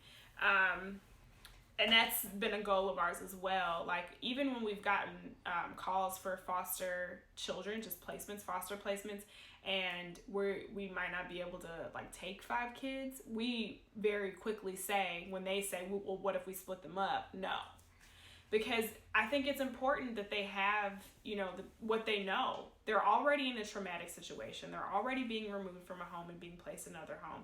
There's all these things that they might have seen and gone through and felt and all of that. And a lot of times keeping those siblings together is what keeps them strong. That is what, it's what they know. Mm-hmm. And so I never wanted to be a home that was willing to take, 1 kid out of 3. Like, for me, if at all possible, it is extremely important to give those children that sense of identity. Yeah.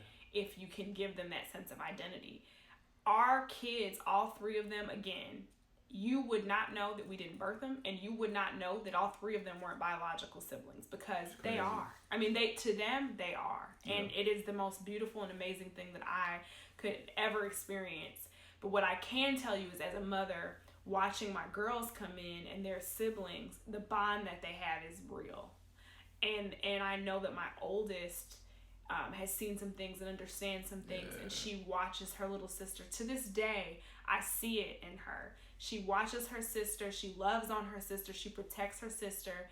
I mean, the littlest things. I catch them hugging, and I catch, my youngest daughter, like, really in a way that isn't as normal as you would think, right? Like, I catch her trying to kind of get approval from her, and it's there. She has this maternal instinct for her sister, and we have tried, as much as we can to let her know, you can be a kid. Yeah. You're not our mom. We are here. I am here. I can be here for her. I don't want you to feel like that's a burden that you have to carry.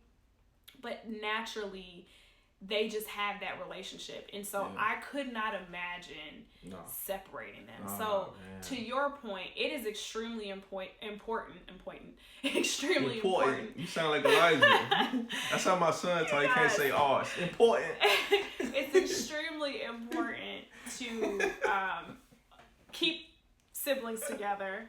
But also, when you enter as a licensed home, keep that in mind. Like, seriously, keep that in mind. If you think that you're, someone that can't take more than 1 kid, that's fine. Again, like we said, be able to say what you can and can't take. Right. But, like, keep those kids together, because for them, it really can mean the world, and it can sometimes make or break them emotionally. Yeah. And so why put them through that if you don't have to? And yes, there are needs, because there are so many families that do come in and say, I just want 1 kid at a time, or maybe I want 2.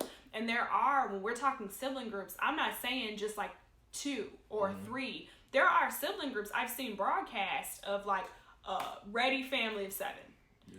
So there are, whole families that, of course, like, we want to keep them together. So those of you that are interested, really consider that. If you are thinking of multiples, being a home that accepts sibling groups. Absolutely. I just, when you said that about just the thought, the mere thought of those 2 girls being separated, the bond they have. Yeah. No way. There's no way. There's no way you can separate them. There's no way. Like, it would be inhumane. The way those girls, like, the bond they have, I just couldn't imagine it. I couldn't imagine. Like, we look at videos when they first got here, the first day, and man, it's just amazing to watch them grow. So and attached, and they accept Elijah in, because they had their own thing, and so for a while they had their own thing, so they had to, so, you know what? It came down to, like, them really feeling like, are we gonna be here? Are we gonna be moved again? And honestly, is when they realized, like, okay, we're gonna be here permanently. This is our forever home. Because I remember Savannah said that this is our forever home. Mm-hmm. That's when they were able to, like, really let the guards down, let Elijah in, and in that bond, And even though Savannah's still bossing, occasionally she's the bossy one. Occasionally, Elijah and Kinsley band together. The band together, and you're like, you're not You the boss of can't tell me. us what to do. You can't tell us what to do, Savannah. You're not the boss of me. Chrystal, are you there? Chrystal, are you there? Go ahead and comment so I know that you're here. I'm gonna have to time limit on I'm gonna have to close this video and open it again so that we're not cut off. But I want to make sure that you're there so that I can go ahead and close out, and then I'll open back up, and we're gonna bring Chrystal on. Thank you, babe. We're gonna bring Chrystal on for part 4. Okay, awesome. Okay, I'm gonna close and then I'm gonna reopen so that we don't get timed out and get cut off. Okay, you guys come right back. There you go. Hey. All right. I thought I might be able to do it from my laptop, but this is my first official live, y'all. Hey. Well, I'm honored. Thanks for having me. I love that you guys are doing this. I loved hearing y'all talk about your story. This is awesome. So I 100% agree that awareness is so needed, and I think especially when it's coming directly from those who are caring for the kids. So yes, absolutely. Well, I would like you first to introduce yourself and introduce Foster Village, and kind of tell us a little bit about what Foster Village does. And then I want to give you just like a personal story, because I don't even think you know how much Foster Village has really assisted us. But go ahead and let us know. Yeah, so Foster Village really started as a grassroots passion project, just based on our family's personal experience as foster parents. We got licensed in 2014, and we didn't know any other foster parents at the time. We jumped into it kind of just super naive. We thought, oh, we have an extra room and we have 3 other kids. We can figure this out, kind of a thing. And so got licensed, got the first call for 2 kiddos, said yes. They didn't come. I got the next call for an emergency placement, said yes. Within 2 hours, an investigator at our door with this precious, terrified baby. And we ended up adopting her after fostering for 19 months. And during that time fostering, it was the typical roller coaster of, she's leaving, she's staying, she's leaving, she's staying. Oh, and here's birth mom who aged out of foster care, and she has just this gut-wrenching story, and now she's part of our family too, and we didn't expect that. And so it just was all the things. And we, on the outside, everybody was like, you guys are great, we're so glad there's people like you, and that's awesome that y'all are doing this. And we were just drowning behind the scenes. We were overwhelmed by the stress of the system, the stress of court dates, of having to keep up with the records of incident reports and visits, and the revolving door of caseworkers and CASA, and all the parts of being a foster parent that are emotionally and mentally draining. And so we started reaching out to other foster parents and kind of built this network of other foster parents that was just our absolute sanity saver. And that's really when I learned, like, we need each other to make it through this. So we were doing a lot of respite care, networking with a lot of other foster parents, and I kept hearing the same thing. We need a village. We need more support. We need, nobody gets it, was like a big thing. It's like, people don't get it. And so after we adopted our daughter in 2015, it was just kind of this mission to, like, how do we help the community get it? Because there's all these foster parents that are burning out after the first year. There's kids who need homes. We need more foster parents, yet we're burning out the ones that we have already. So, and at the same time, there's the community standing by saying, how can we help? We wish we could do something. Y'all are great. We could never foster, so we're so glad that there's people like you. And it's like, no, wait. There's so much you can do, and everybody has their unique giftings and resources to share. And so it's just a matter of bridging the gaps, and that's at the heart of Foster Village, and that's what we set out to do. And now it has snowballed into this awesome thing that is, it's just the community stepping up. And so, yeah. And Foster Village is, I know, obviously in Texas, but I noticed that there are chapters outside of the state. Am I right? Yes. So about a year, I mean, pretty shortly after we started getting inquiries from folks just throughout the US saying, oh my gosh, and it's generally foster parents, like, oh my gosh, this is exactly what we need in our area. How do we replicate this? And so we started helping people walk through the process of replicating it. And then I realized that that was not sustainable for us to be doing what we're doing here and training others to do in other places. And so I started saying it, you know, sorry, you've got this, we'll encourage you, but we have to kind of focus on what we're doing.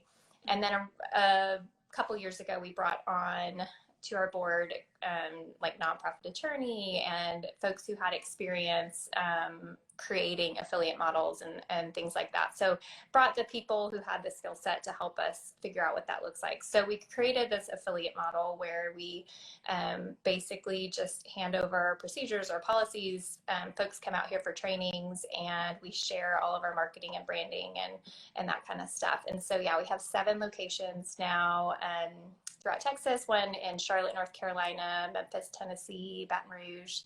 So, That's yeah, so awesome. pretty cool. So And I we all have to, for everyone watching, I have to say, you know, you get licensed and it's an exciting time because you've kind of gone through the whole, you know, process of getting licensed and now you're just like anxiously waiting until you can finally have a placement and love on a kid. And I've looked in the groups that are like the support groups on Facebook, and whenever someone gets licensed, it's automatically like, I'm licensed, when will my placement come? And, you know, you want to like prepare.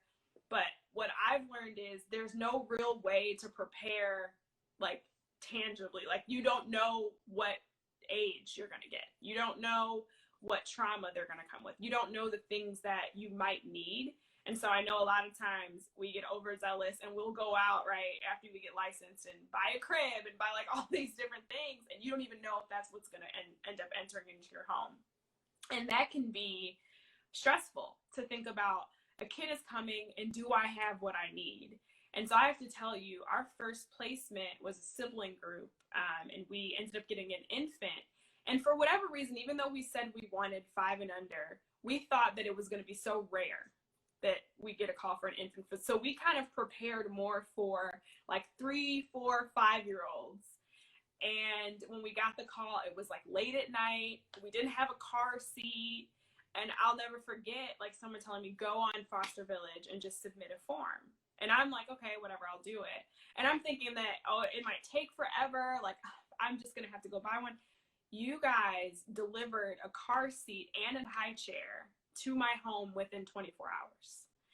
And it might seem small to some, but it was such a big thing. Like, and I didn't even ask for some of the other things that came with that car seat and chair. Like you guys had a welcome pack and there was like clothes in there and diapers, and it was such a relief.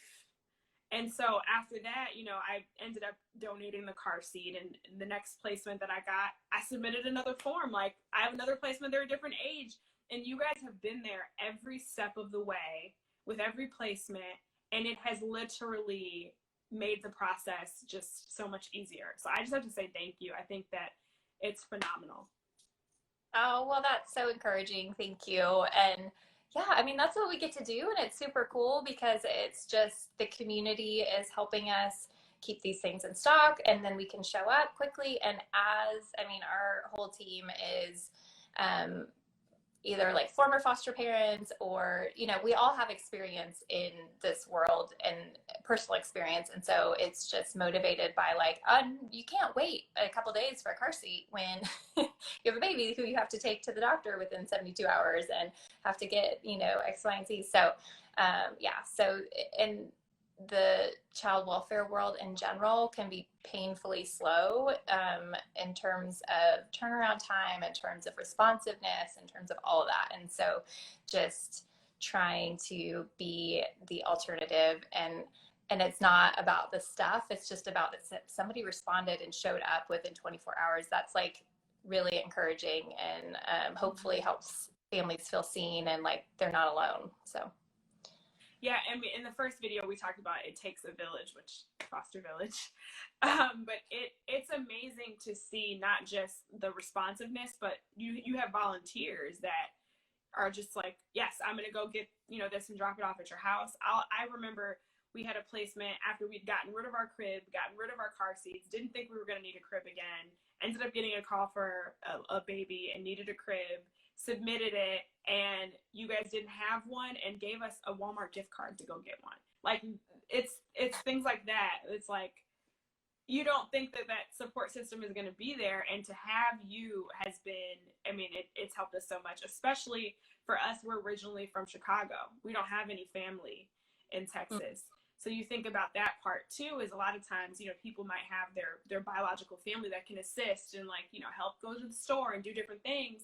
And we don't have that. It was just us. So, yeah. It really, it's made our experience.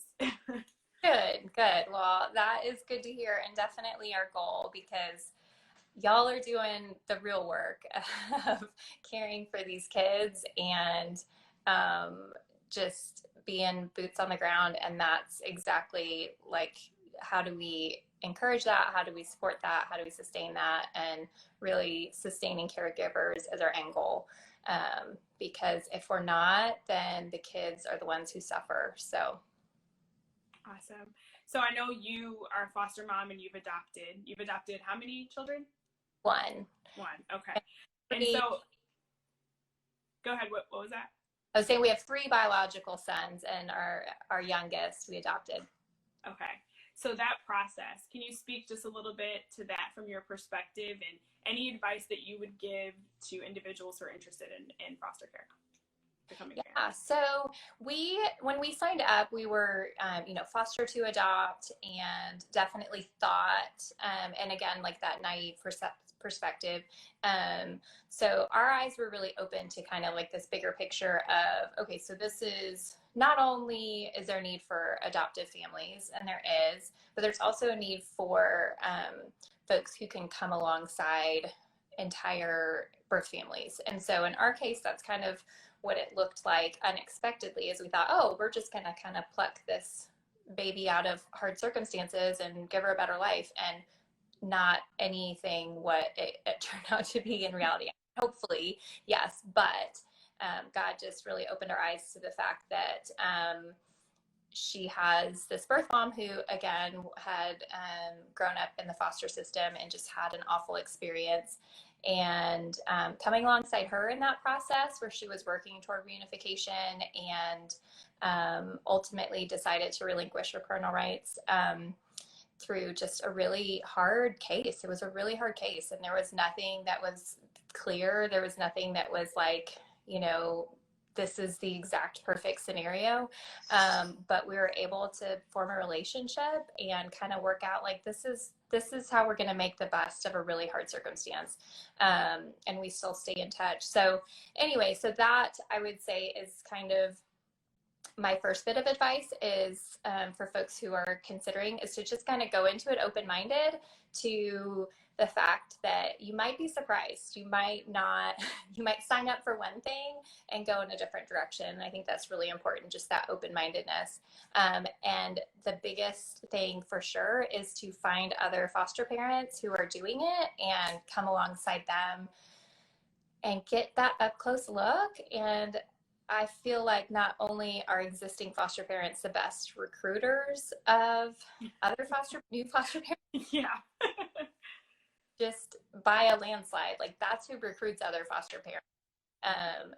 But also just to kind of temper expectations, to give this picture of like, oh wow, so y'all really do have, people come in to your house at all times. Oh, you have to go to court. Oh, so you have to like write down every medication they've ever taken, and you have to like, that's really interesting. So I think it just kind of gives you this realistic expectation, but also getting to meet the kids.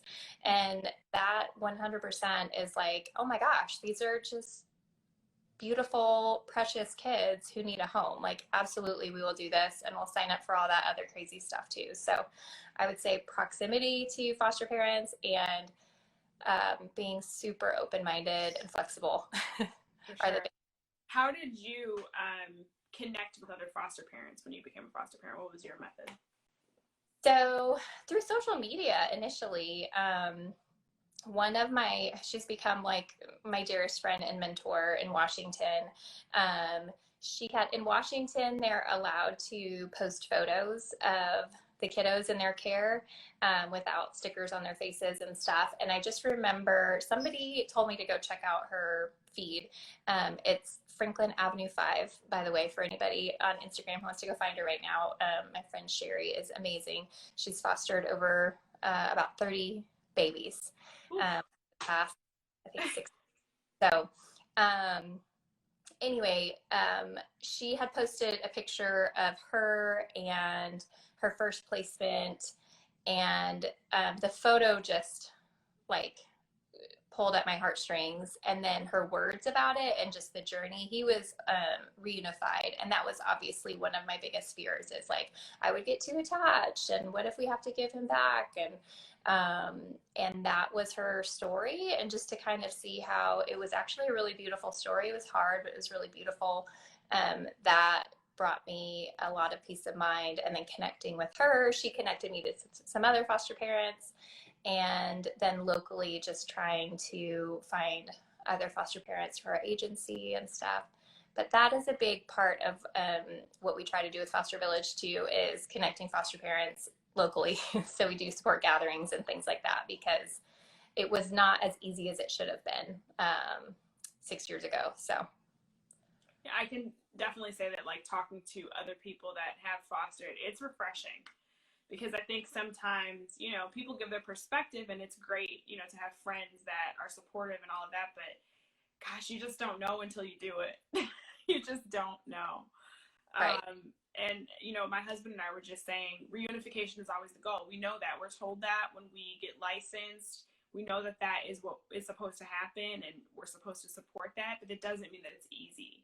Right. And I think it is important for us to say that, recognize that, and be okay with not being okay sometimes. Right. Taking a break and breathing and just being able to, like, vent. And I've noticed that a lot of those, like, Facebook groups and things like that, it really is just people saying, I need to vent right now. Mm-hmm. Yeah. And venting in a space where it feels, and to people where it feels safe, where it'll be received and not judged, is so critical, because we literally have t-shirts that say, I get it on it.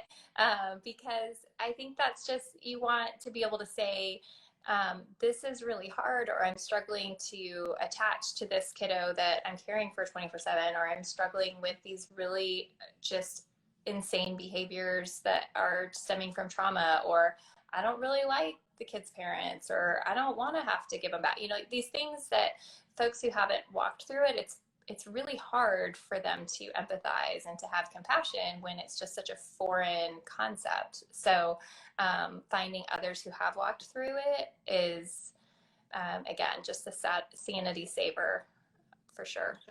Yeah. And I think it makes you realize, like, I'm not crazy. Like, it's not just me. I'm not the only person that feels it. But also, like my husband and I were saying, every kid is different. Every situation is different. I mean, we just looking at the kids that we've fostered, I can tell you that there are, you know, some kids that we still talk to, and the family, they're our family, you know what I mean? And we're like godparents for some of those kids, and we've kept, you know, the kids on the weekends and things like that after the case is closed. And then there are others where we have no idea. We have no clue how they're doing. And so I think entering it, that, like, knowing that every situation is going to be different, and you can't really have expectations for how it's going to end. You can be hopeful that, you know, maybe things do work out in a way that you can still be involved. And I think too, if God forbid, you know, the case come back, or the kid have to go into the system, having that relationship to at least be able to kind of communicate, it can help. I know for one of our placements, like, we were listed as, like, if something were to happen, we're the family that, you know, he would come back to. So that's awesome.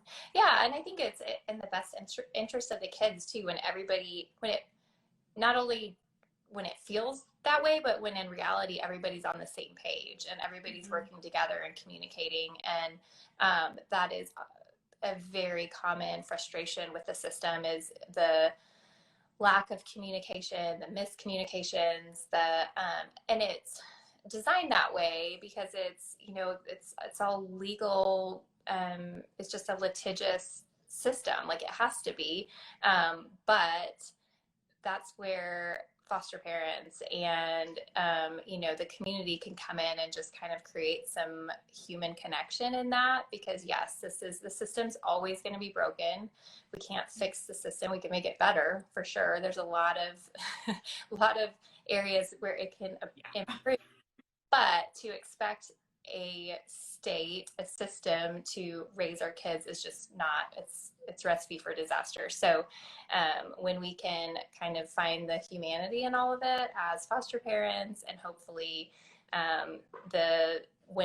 it is safe to have a relationship with the birth families, and hopefully the kids have a CASA, or all these other parties, if everybody can just kind of be on the same page, like we're going to focus on, you and your husband were talking about that, like when it's this one kid and it's this one story, it's so different than, you know, 430,000 kids in foster care. That is mind numbing. Like that doesn't register. But when it's, you know, 3 little kids in your home who have walked through this, they have faces, they have names, that really means a whole lot more. So, yeah. And they're intertwined with your life forever. Like, it doesn't matter if, you know, they go back home or how it ends, they've forever impacted your family and your life. I don't think I'll ever forget any of the children that have been, you know, in my home, and the ones that I don't see and can't talk to, I still think about all the time and pray for them, you know. So I'm definitely not saying that this process is all peachy and happy and everything ends great and it's the easiest thing, because it's not, but it's just needed. And I think, you know, a lot of these kids, I mean, none of these kids asked to go through some of the things that they go through. Right. And they're facing even more difficulty than we are, having to like let them go or having to, you know, deal with the process. And I think that's something that we have to remember. It's like we're doing it for the kids. Right. Well, and as adults, we have tools. We have, you know, the ability to say, I'm struggling, I need help with this. And our kids don't have that ability. So if it means us absorbing some of the hard stuff for their best interest, then I think we should be willing to do that. And that's one of the things, you know, the comments saying, I would get too attached. It's like, I hope you do. That's the goal. Like, I know. Yeah. Attached and just have your heart ripped open if they leave, because that's what every kid deserves. And then get therapy and help and walk through it, because as an adult we can do that. And so not to make light of it, but it's I think just a unique privilege that we can do that as adults and help these kids through a hard time and give them hopefully a sense of permanency and normalcy and that stuff that kids should have. For sure. Those of you that are watching, if you have any questions, feel free to post them and we can answer those for you. If there's anything that you'd want to learn about foster care or about Foster Village specifically, feel free to ask those questions. Chrystal, if there was one thing that you could tell yourself at the beginning of becoming licensed, what would it be? That's such a great question. I think, you know, the word surrender immediately comes to mind, because I definitely went into it just with expectations. Like, I just think from step one, it would have helped me to have surrendered my expectations and just said, okay, you know, your will, God, let's see where this goes. And I'm willing to be the hands and feet in this moment, whatever that looks like. And so I think tempering and surrendering expectations, and then also just seeing the beauty in the unknown. The limbo is the hardest part, and just walking alongside foster parents now, it's so hard. It's so hard to be in that limbo. And we have so many families I know right now who are in that limbo of like, I don't know if this child's going to be who we've raised since birth, if they're going to be in our home next week or not. And I don't know what, you know, if I should buy summer clothes, because I don't know if these kids are going to be here. And I don't know what court is going to have in store. And all those unknowns are so overwhelming. And I think that's really the hard part. And I also think that there's opportunities to, it's such a practice of living in the moment. Like you are forced to say, you know what, today I know that I have this kiddo or these kids, and today I'm going to love them well. And today I'm going to take these kids for ice cream and do fun stuff. And so that was our experience every time we thought our daughter was leaving. And there were a handful of times where they're like, yep, she's going to be going next week. And we'd have her stuff packed up. And but we were like, let's celebrate Easter. Yeah, that was, I remember this time she was like 1.5, and we thought she was going to be moved before Easter. And I had already had things like picked out, or no, it was Halloween. I'm sorry, because there was Easter baskets involved. That's where I got the Easter image. It was Halloween. I had a Halloween costume, and I was like, okay, we're gonna take her trick or treating, and this will be kind of last hurrah.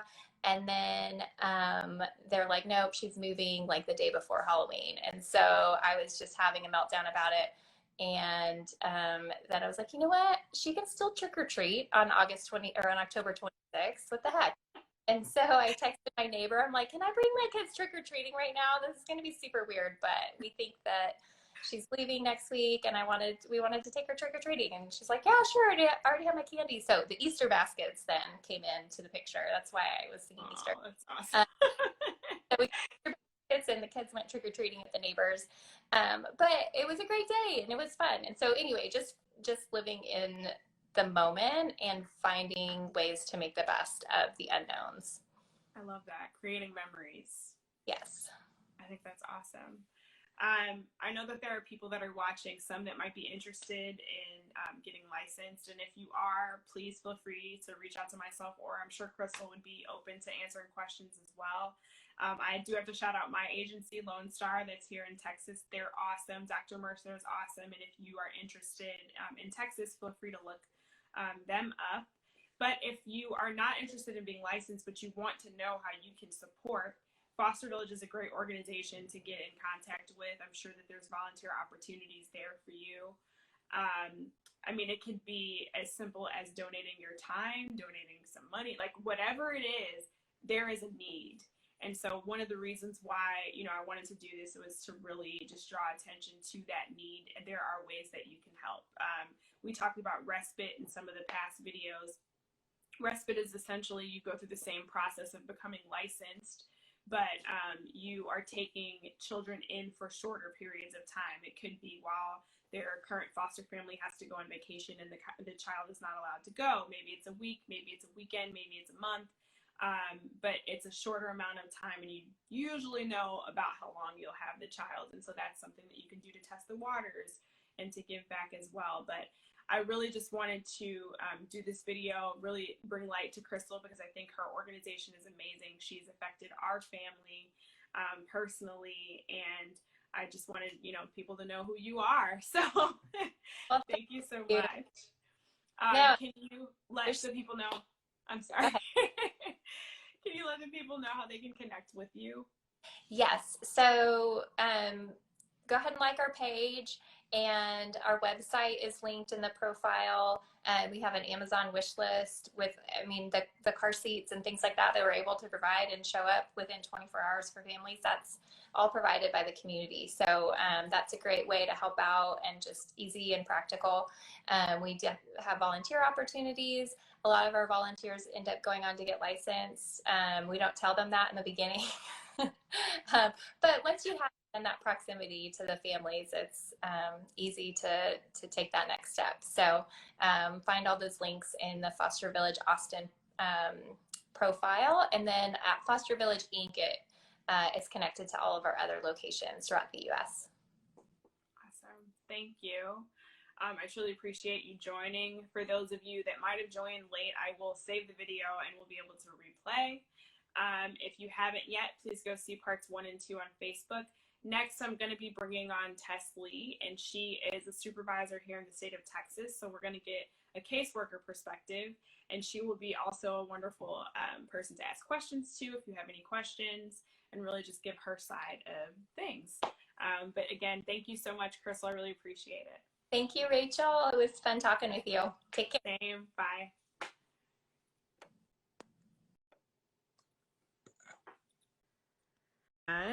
this session is sponsored by Lone Star Social Services, who is my agency. They're amazing. Please follow them and check them out. Dr. Mercer, shouts out to Dr. Mercer. I'm trying to tag you, Tess. Okay.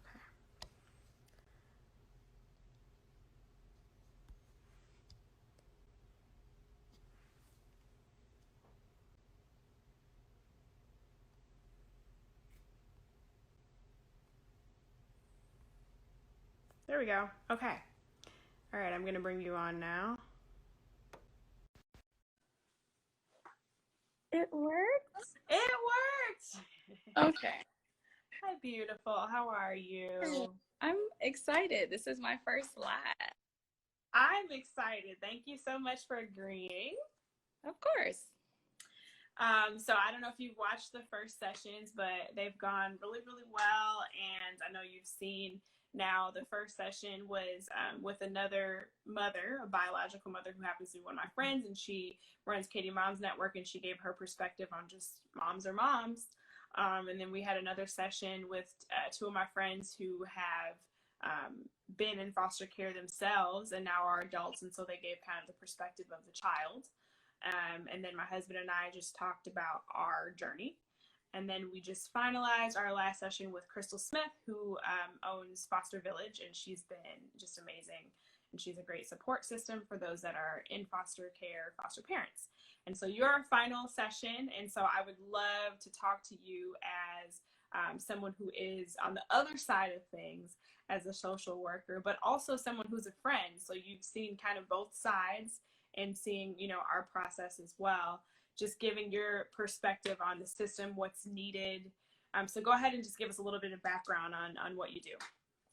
Yeah, so my name is Tesleigh. I'm currently a supervisor with Child Protective Services here in Austin, Texas, Travis County to be specific. I also am a pediatric social worker at the Children's Medical Hospital here in Austin, and also just do some speaking just around the community in regards to people getting involved in social work, and then just bringing awareness to safe dating practices for single mothers. I've always been really passionate about helping people, and I think that's what originally drew me to the field of social work. So that's what I do. I love what I do, and I love working with foster families and caseworkers and just other community organizations who have that passion, because I feel like that's the most important thing. Just listening to all of the speakers, the presenters earlier today who are amazing, they just kept talking about that love and the importance of that. And I think that that just is amazing. Yeah. So being a supervisor, obviously you've seen all kinds of things. But as we're trying to bring awareness to foster care, to the system, and to the need, what would you say is the number one need right now? Homes. More foster. Look, I've got a whole list. Yes. We definitely need more foster parents who are interested in caring for sibling sets. That is really challenging, especially here in this area in Austin. We often find that we're having to split up siblings, and as it was referenced earlier, that's just extremely challenging for them. They're already going through a super traumatic situation, and then you're taking away the closest person that understands what it is that they're going through away from them. So I would say that there's also a great need for mentors.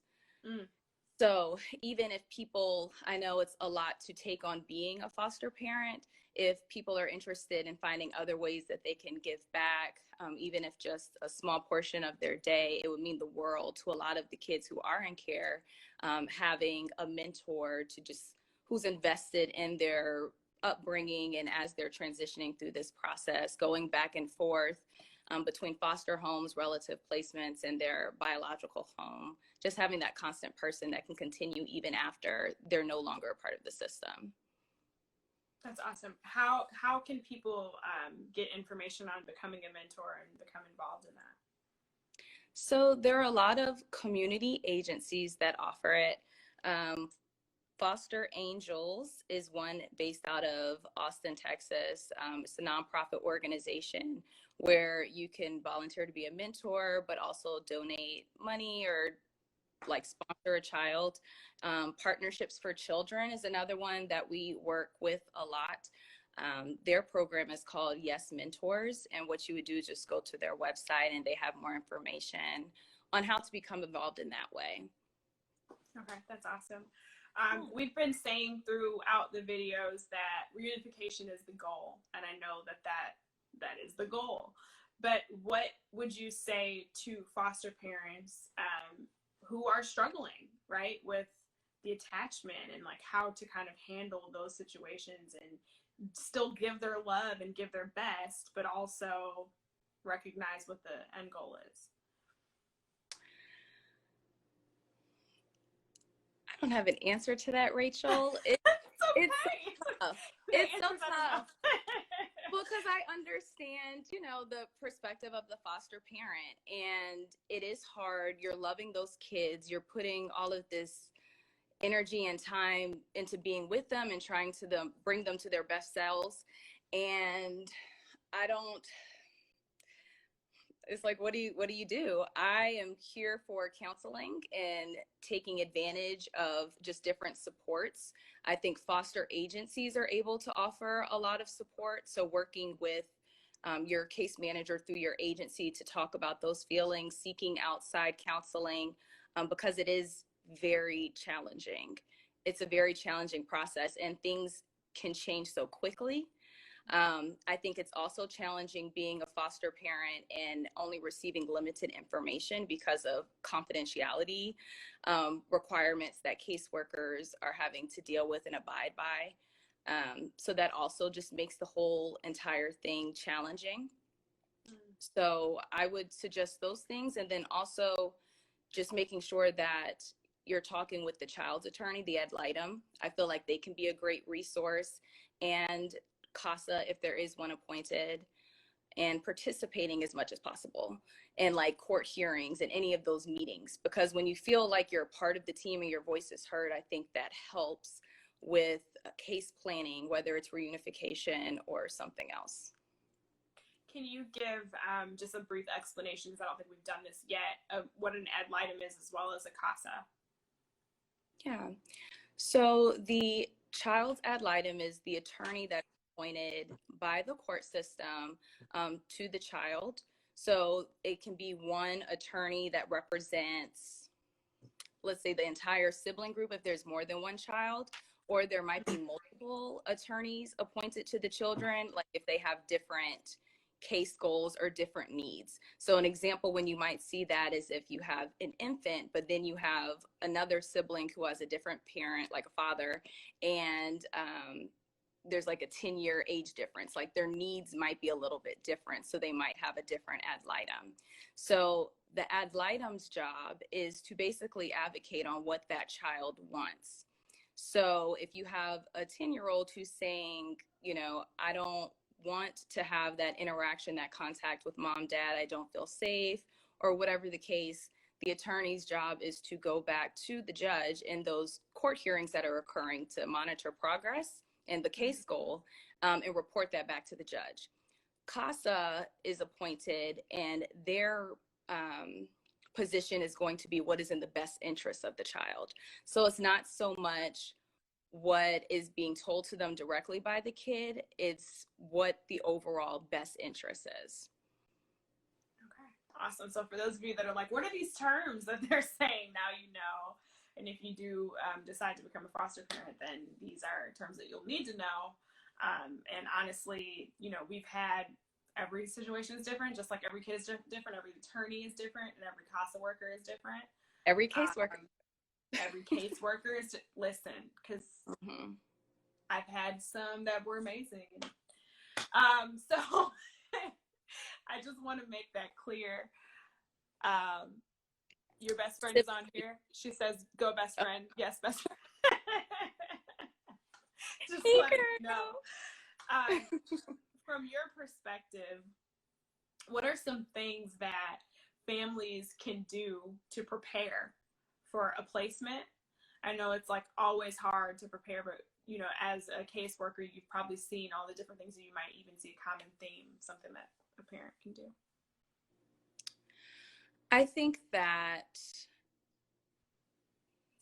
I mean, the amount of time that you have before a placement occurs varies, right? So I would say read the child plan if you've been provided that, any type of documentation that you're receiving. Just with like history of what the child has experienced and what their specific needs are going to be. A lot of information comes from those initial documents, and it can help you prepare for their arrival. Like sometimes they mention things that they're interested in, and you at that point can kind of go out and get some of those things, or arrange, like if they like art lessons or that type of thing, you can try to set those services up or activities around that to make it a smoother transition for when they do come to the home. I think also, if you, depending on the level of care of the child that you're working with, if you have a therapist that that you've enjoyed working with, that's done great work with other children that you've cared for, I think it's important to maintain those relationships, because sometimes you have a kid who's coming into care who's experienced an extreme level of trauma and needs those immediate services, and you can just call Dr. whoever and they'll try to squeeze you in based off of the rapport that you've already established from previous kids, or it's a relationship they might have with your agency. So I would say that just prepare yourself to be patient.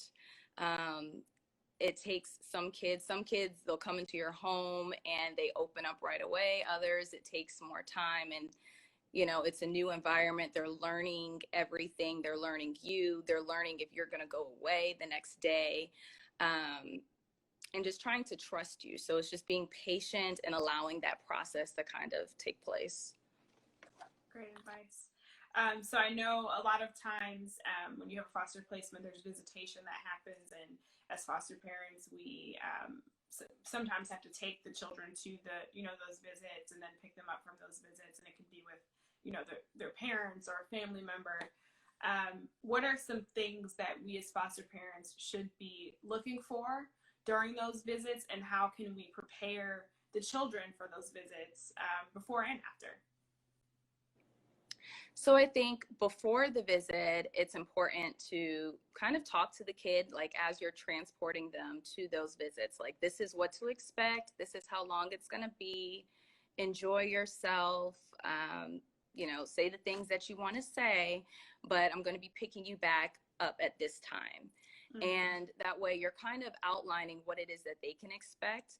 And that helps kids a lot. It's like, okay, mm-hmm. I'm going to go. I'm not going home with mom and dad today. I'm going to spend this time, and that's okay. I'm going back to this home, and this will occur again next week, type of deal. So they understand what to expect. And I think that's extremely helpful in the transition from that visit back home and then the following week. As far as things to look for, spoken things that they might say about the visitation after the visit. Sometimes they'll tell you directly, like, mom said this, dad said that, and it's a concern. You're like, whoa, you're not supposed to be talking about the case during visitation, or that seems inappropriate. I should contact the caseworker and the supervisor or my case manager so they're aware these things are occurring in the visit. I would also say be observant of just eating patterns, just changes in behavior, like if they lose their appetite, if they are just kind of withdrawn, if they seem upset, just those type of things, difficulty sleeping, nightmares, anything like that. And so I think in those instances, document and report it, correct? Yes, document, report, and it doesn't even have to always be an official, full, long document, a form that you're filing with your case manager. In those type of instances, when there's like concerns as they're arising, I would say just text, like if you want to have an email thread that includes your case manager, the case worker, the supervisor, or a text thread, just send a quick little message. Like, I noticed this. Don't know if it's a big deal or not, but I just wanted you to be in the loop so that it could be addressed going forward. Like, I will say, like, communication is the most important thing, because everybody's a team, right? And the kid is the priority. That's the focus. So it's just communicate, communicate, communicate. Awesome advice. Okay, so we're gonna have a real moment now. There are good and there are bad people out there. Yes. And we know that, and that's part of what we definitely see in the foster system on so many sides, right? I mean, sometimes we do see bio families that are not good people, and that's reality. And we've seen foster families that are not good people, and that's reality. We've seen caseworkers as well. Yeah. There are good and bad people in every part of this. How do you suggest a foster family deal with one of those bad apples that might be a caseworker? Yeah, I would try to address the concern with them directly first. Just asking questions about, like, what policy is this normal? Is it regular, like, for you to treat me this way, or to ask these type of questions? Is this like protocol type of deal? And if that isn't really going anywhere, I would go to their supervisor. Sometimes you're dealing with newer workers or older workers who are just over it, right? Like, just kind of fed up with the role or whatever it is that they have going on, because we are just people, right? So they've got their own stuff that they're dealing with, and they came into your home with the attitude. That's something that the supervisor wants to know about.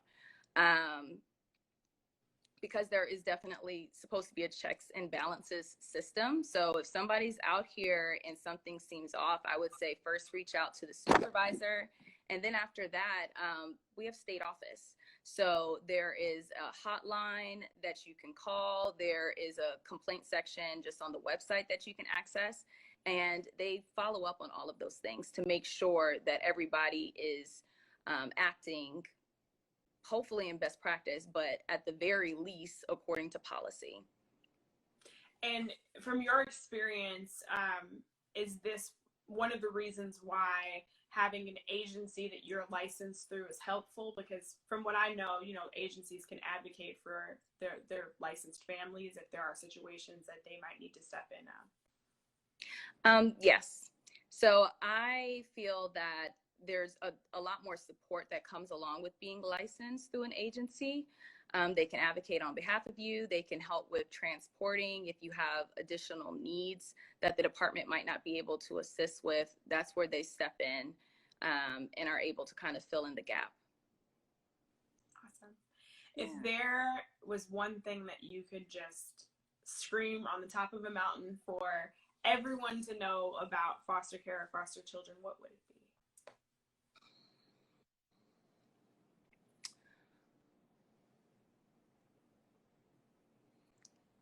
That they all deserve a good, loving environment, period.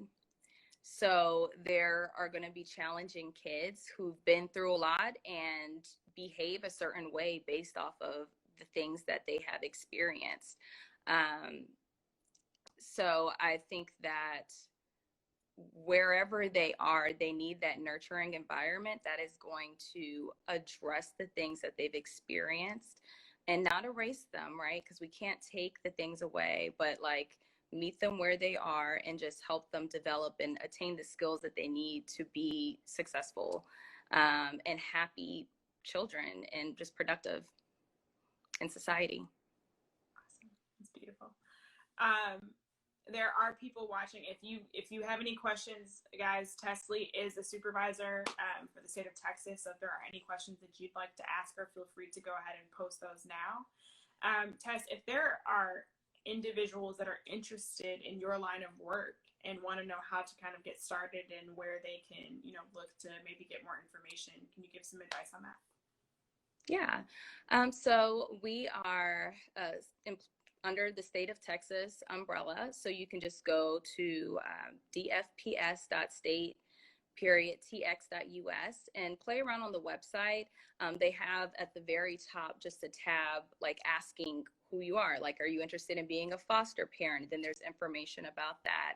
Are you a family who has an open case? Are you looking for childcare licensing? They also have a tab just regarding a career with the state of Texas. And you can click that and it'll guide you through it.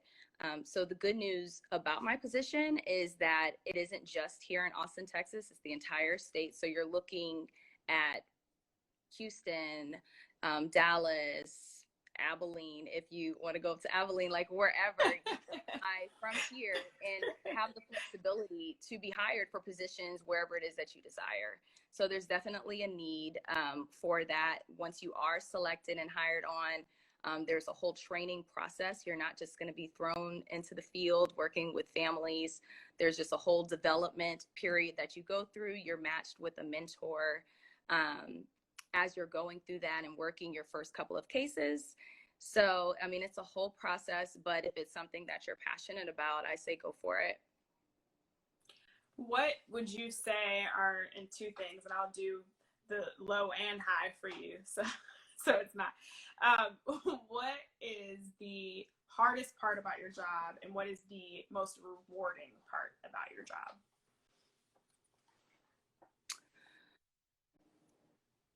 The hardest part, I would say, is termination of parents' rights at times when you have kids who genuinely just want their parents to be successful, right? That's challenging. I would say the best part is when you have those success stories, when the child is either able to return to the family they were removed from, and like the parent worked the intervention, you know, we identified risk, they worked the services, they did their thing, and the kid's back and happy and doing well, and you see the family out in the community, like that's a high point. Or if the family's unable to do that, they're being adopted by loving people who care for them just as if they were their own, and they don't even recognize or remember that they've been adopted, right? Like they're just happy, that joy, that forever family, that happiness is the highlight.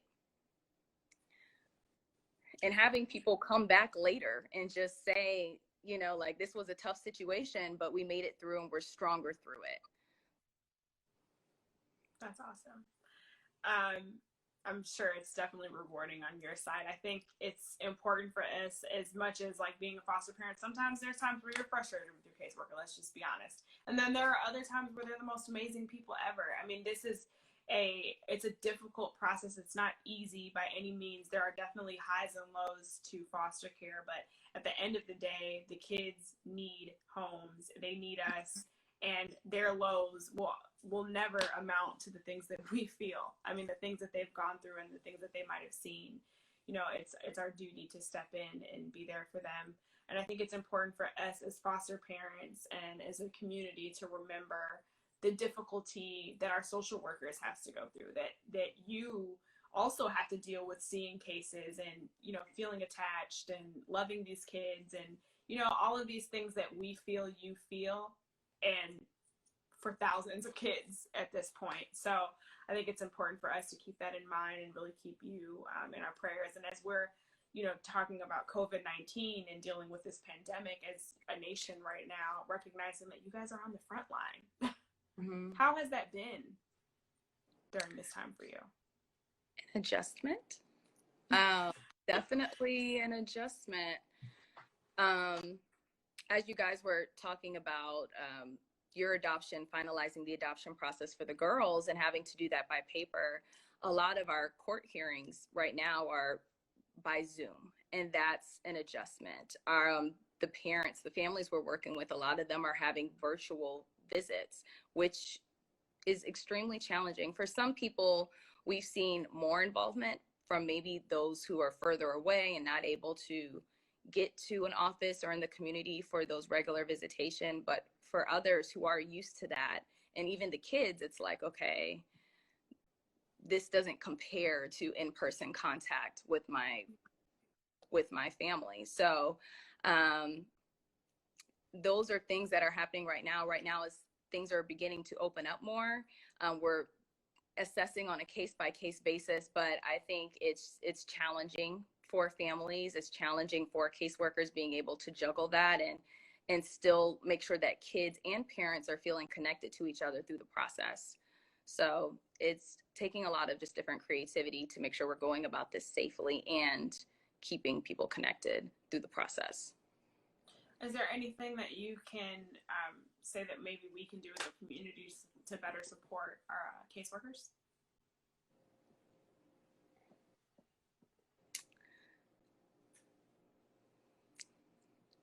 I forgot a list of these questions, Rachel. No, I want it organic. I am asking you the difficult ones, but you can handle it.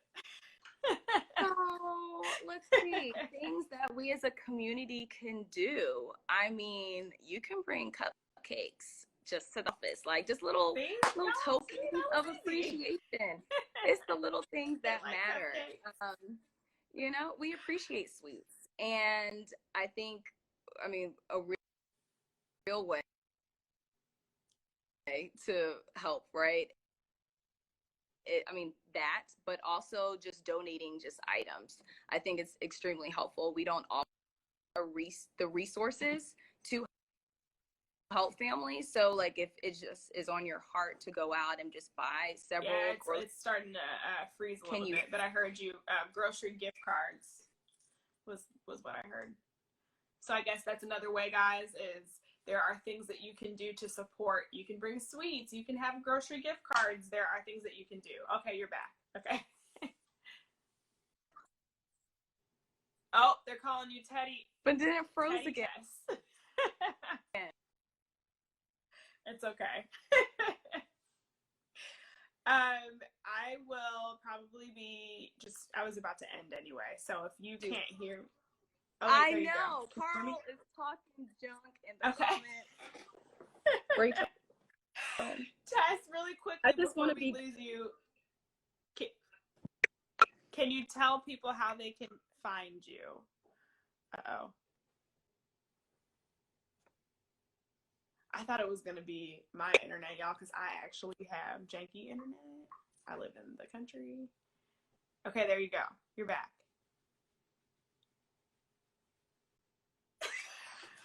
Kind of, maybe.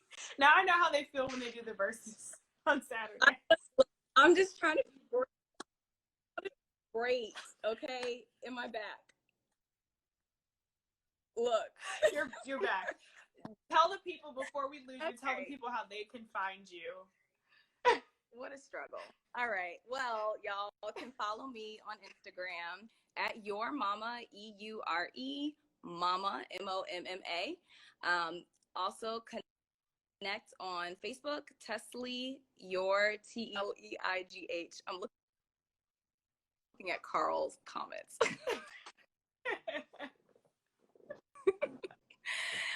And on LinkedIn as well. So let's connect, y'all.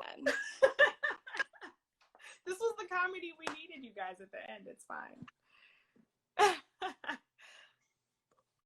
I will make sure to post your information. Rachel. You're back. You're back. You're good. Yes. Okay, so we got your Instagram page. What was the next thing? Just on Facebook or LinkedIn. Okay. We'll type it in the comments, y'all. We'll type it in the comments. We'll make sure it's in the comments. Thank you so much for joining with me, Tess. For those of you that have just popped in, this is the end of our digital symposium in support of foster care and for Foster Care Awareness Month. If you need to find ways to get involved, and yes, trust me, you do need to get involved, please go back and look at the videos. First 2 videos are up on my Facebook page. The last 3 videos are here on Instagram. You can see the last 2 that we did in my feed. And then this one will be posted there once this is over. Please make sure that you support all of the people that have been a part of this. Check them out. They do great things in the community, and I'm super, super proud of them. I want to shout out my shirt that I have on. This is a shirt that I got, you guys, when I found out I was going to be adopting, and it says Paper Pregs. And I wore it on purpose because I wanted you guys to know that even though my journey to becoming a mother was different, the process was still something that I was able to like revel in and celebrate. And so this shirt, even though I am not Paper Prugs anymore, means a lot to me because it was, you know, it was me getting my forever. These kids have changed my life. The foster care system, albeit that it was hard at times, it's changed my life. It's made me a better person. It made me a mommy. And I'm forever grateful to all of the people that are involved, including Tess, who has definitely been a part of our story and has watched everything. I want you to know that this entire time that I was doing these videos, my husband's been producing, and right now he's behind the phone dancing. And if you could see him, you would know why I'm distracted. Also, if you heard any like squeaking on the couch, it was him sitting on the loud couch next to the phone. So thanks, husband. But I really appreciate you guys for joining. And I will be posting a replay tomorrow. I will probably try to grab all these videos and put them together. So if you missed anything, again, you know where to find it. Thank you so much. Thanks, Tess. You guys have a good night. Good night.